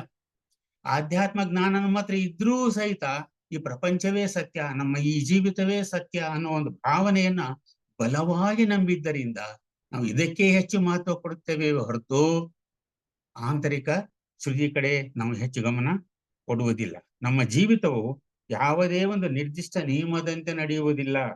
ನಮ್ಮ ಪ್ರತಿಯೊಬ್ಬರ ಹೃದಯ ಮತ್ತು ಆತ್ಮವು ಪ್ರತ್ಯೇಕ ವಿಶಿಷ್ಟತೆಗಳಿಂದ ಕೂಡಿದ್ದು ನಾನು ಮಾಡಿದ್ದೇ ಸರಿ ಎನ್ನುವ ಭ್ರಮೆಯಿಂದ ಕೂಡಿರುತ್ತದೆ. ಈ ಗದ್ದಲಗಳು ಎಷ್ಟು ಪ್ರಭಾವಶಾಲಿಯಾಗಿದ್ದಾವಂದ್ರೆ ನಮ್ಮನ್ನ ಅಂತರವಾಣಿಯನ್ನು ಆಲಿಸಲು ಅನೇಕ ಅಡ್ಡಿಗಳನ್ನು ತಂದೊಡ್ಡುತ್ತವೆ. ಇಂತಹ ಸಮಯದಲ್ಲಿ ಇವುಗಳನ್ನು ನಿವಾರಣೆ ಮಾಡೋದು ಹೇಗೆ ಅನ್ನೋದಕ್ಕೆ ಒಂದು 2 ಮಾತುಗಳನ್ನು ಹೇಳಲಿಕ್ಕೆ ಪ್ರಯತ್ನ ಮಾಡ್ತೇನೆ. ಬಾಹ್ಯ ಪ್ರಪಂಚದ ಮನಸ್ಸಿನ ಗದ್ದಲ ಗೊಂದಲಗಳು ಮತ್ತು ಅಂತರಾತ್ಮನ ಪಿಸುಮಾತಿನ ನಡುವಿನ ವ್ಯತ್ಯಾಸವನ್ನು ನಾವು ಅರಿಬೇಕು. ಹೃದಯದ ಭಾಷೆ ಮತ್ತು ಮನಸ್ಸಿನ ಭಾಷೆ ಎಷ್ಟು ಎರಡರ ನಡುವೆ ಇರುವ ವ್ಯತ್ಯಾಸವನ್ನು ನಾವು ಸ್ಪಷ್ಟವಾಗಿ ಅರಿಯಬೇಕು, ತಿಳಿಯಬೇಕು. ಅಂತರಾತ್ಮನ ಜ್ಞಾನವು ಶಾಂತಿ, ಸೌಮ್ಯತೆ ಮತ್ತು ಪ್ರೇಮದಿಂದ ಕೂಡಿರುತ್ತದೆ. ಅದು ವಿಶಾಲವಾಗಿರುತ್ತದೆ, ಅದು ಅನುಕಂಪದಿಂದ ಕೂಡಿರುತ್ತದೆ. ಆದರೆ ಬಾಹ್ಯ ಪ್ರಪಂಚದ ಘಟನೆಗಳು ನಮ್ಮಲ್ಲಿ ಕೇವಲ ಆಸೆ, ಸ್ವಾರ್ಥ, ಅಹಂ ಇವನ್ನು ಮಾತ್ರ ಉಂಟು ಮಾಡುತ್ತವೆ. ಇವುಗಳನ್ನ ನಾವು ಸೂಕ್ಷ್ಮವಾಗಿ ಗಮನಿಸಿದರೆ ನಾವು ಯಾವುದು ಸತ್ಯ, ಯಾವುದು ಅಸತ್ಯ ಅನ್ನೋದನ್ನ ತಿಳಿದುಕೊಳ್ಳಲಿಕ್ಕೆ ಸಾಧ್ಯ. ಇದನ್ನ ಯಾರು ಮಾಡ್ಬೇಕು? ಪ್ರತಿಯೊಬ್ಬ ವ್ಯಕ್ತಿ ತನ್ನನ್ನು ತಾನೇ ನೋಡ್ಕೊಳ್ಬೇಕು. ಸ್ವಾರ್ಥದಿಂದ ಕೂಡಿದ ಬಯಕೆಗಳು ಬಂದ್ರೆ ಇದು ಮನಸ್ಸಿನ ಭಾಷೆ, ನಿಸ್ವಾರ್ಥದಿಂದ ಕೂಡಿ ಅನುಕಂಪದಿಂದ ಕೂಡಿದ್ದರೆ ಇದು ಅಂತರಾತ್ಮನ ವಾಣಿ, ಆಂತರಿಕ ಶ್ರುತಿ ಅನ್ನುವ ಜ್ಞಾನವನ್ನು ಅಥವಾ ಅರಿವನ್ನು ಹೊಂದಬೇಕು.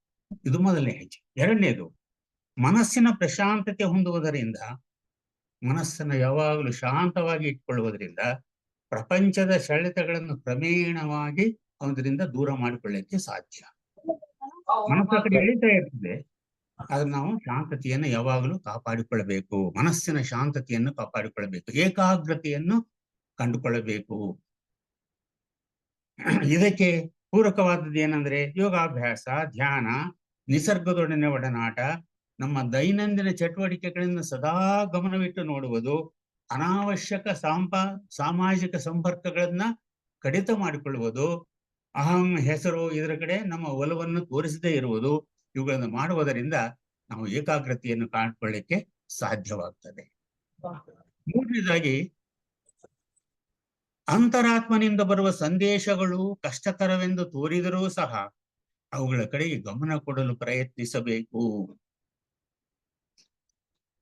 ಆಂತರಿಕ ಶ್ರುತಿ ನಮಗೆ ಕೆಲವು ಸಲ ಒಪ್ಪದೇ ಇರಬಹುದು, ಕೆಲವು ಸಲ ನಮಗೆ ಅಹಿತವಾಗಿ ಕಾಣಿಸಬಹುದು, ಆದರೆ ಯಾವಾಗಲೂ ಇದರ ಕಡೆ ಗಮನ ಕೊಡ್ಲಿಕ್ಕೆ ನಾವು ಪ್ರಯತ್ನಿಸಬೇಕು.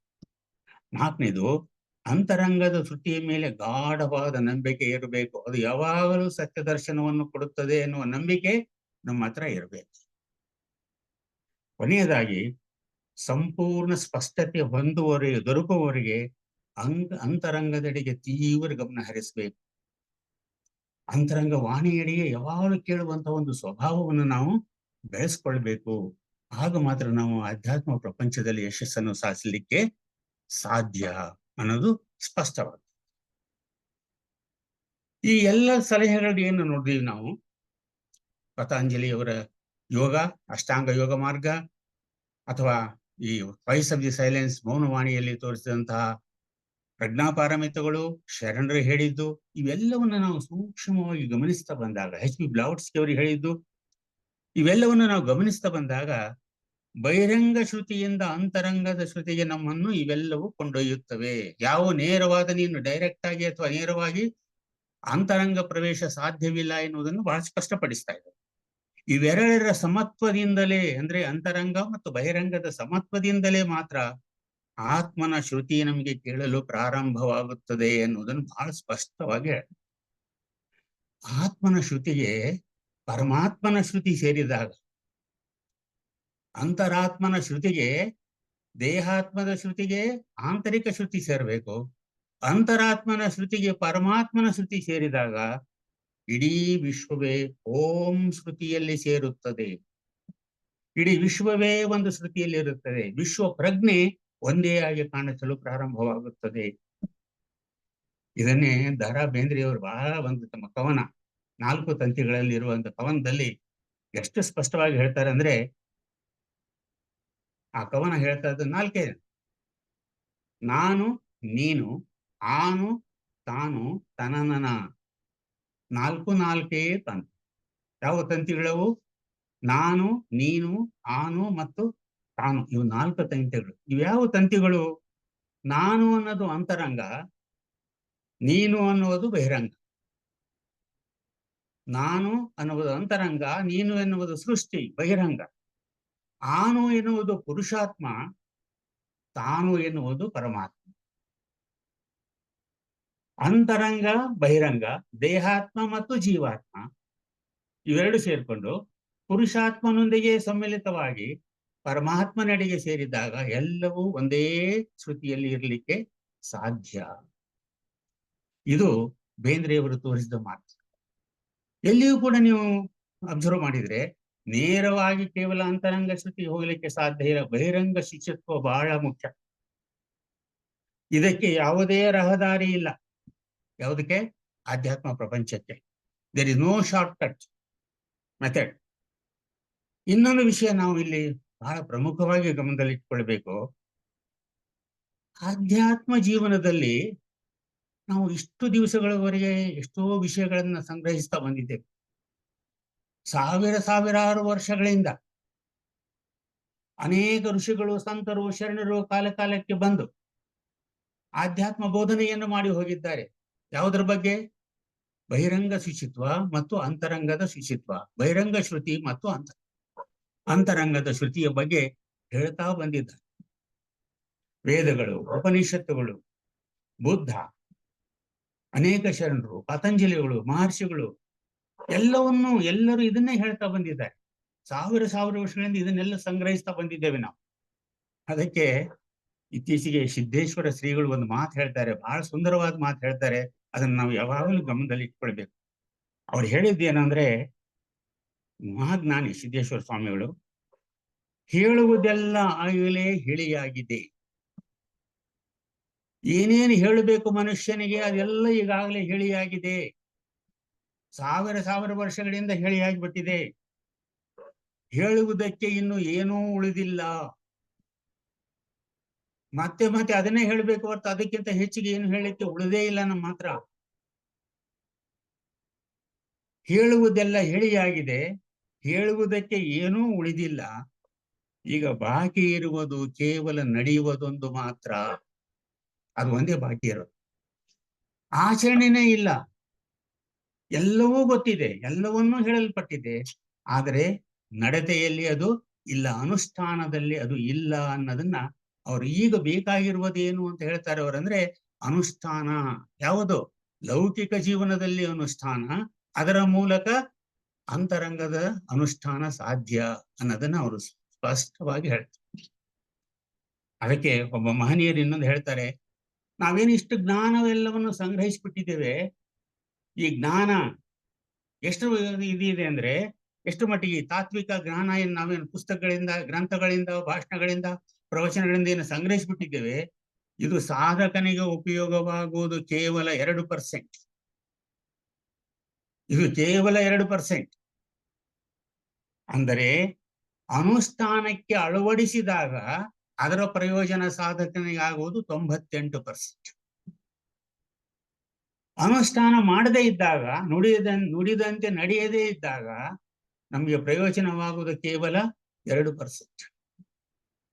ಕೇವಲ ವಿಷಯ ಸಂಗ್ರಹಣೆಯಿಂದ ಮಾತ್ರ ಆಧ್ಯಾತ್ಮ ಪ್ರಪಂಚಕ್ಕೆ ಮುಂದೆ ಹೋಗ್ಲಿಕ್ಕೆ ಸಾಧ್ಯವಿಲ್ಲ. ಅದನ್ನೇ ಜಿಡ್ಡು ಕೃಷ್ಣಮೂರ್ತಿಯವರು ಹೇಳ್ತಾರೆ, 1 step ahead, ಒಂದು ಹೆಜ್ಜೆ ಮುಂದೆ ಇಡಿ, ಆವಾಗ ನಿಮ್ಮ ಜೀವನ ಸಾರ್ಥಕವಾಗುತ್ತದೆ. ಆದ್ದರಿಂದ ನಾವು ಬಾಹ್ಯ ಶುಚಿ ಎಂದು ಸಾಧಿಸಿದರೆ ಮಾತ್ರ ಅಂತರಂಗದ ಶ್ರುತಿಯಡಿಗೆ ಹೋಗ್ಲಿಕ್ಕೆ ಸಾಧ್ಯ ಎನ್ನುವುದು ನಮ್ಮ ಆಧ್ಯಾತ್ಮ ಪ್ರಪಂಚದ ಬಹುಮುಖ್ಯವಾದ ವಿಷಯ. ಮತ್ತು ಸಾಧಕನಿಗೆ ಇದರಿಂದ ಮಾರ್ಗ ಸ್ಪಷ್ಟವಾಗುತ್ತದೆ. ವಾಯ್ಸ್ ಆಫ್ ದಿ ಸೈಲೆನ್ಸ್ ಹೇಳ್ತದೆ, ನಿನ್ನ ಬಂಗಾರದ ಬಾಗಿಲು ತೆಗೆಯುತ್ತದೆ, ನಿನ್ನ ಪಯಣ ಸುಗಮವಾಗಿ ಮುಂದೆ ಸಾಗುತ್ತದೆ, ನಿನಗೆ ಮಾರ್ಗ ಸ್ಪಷ್ಟವಾಗುತ್ತದೆ.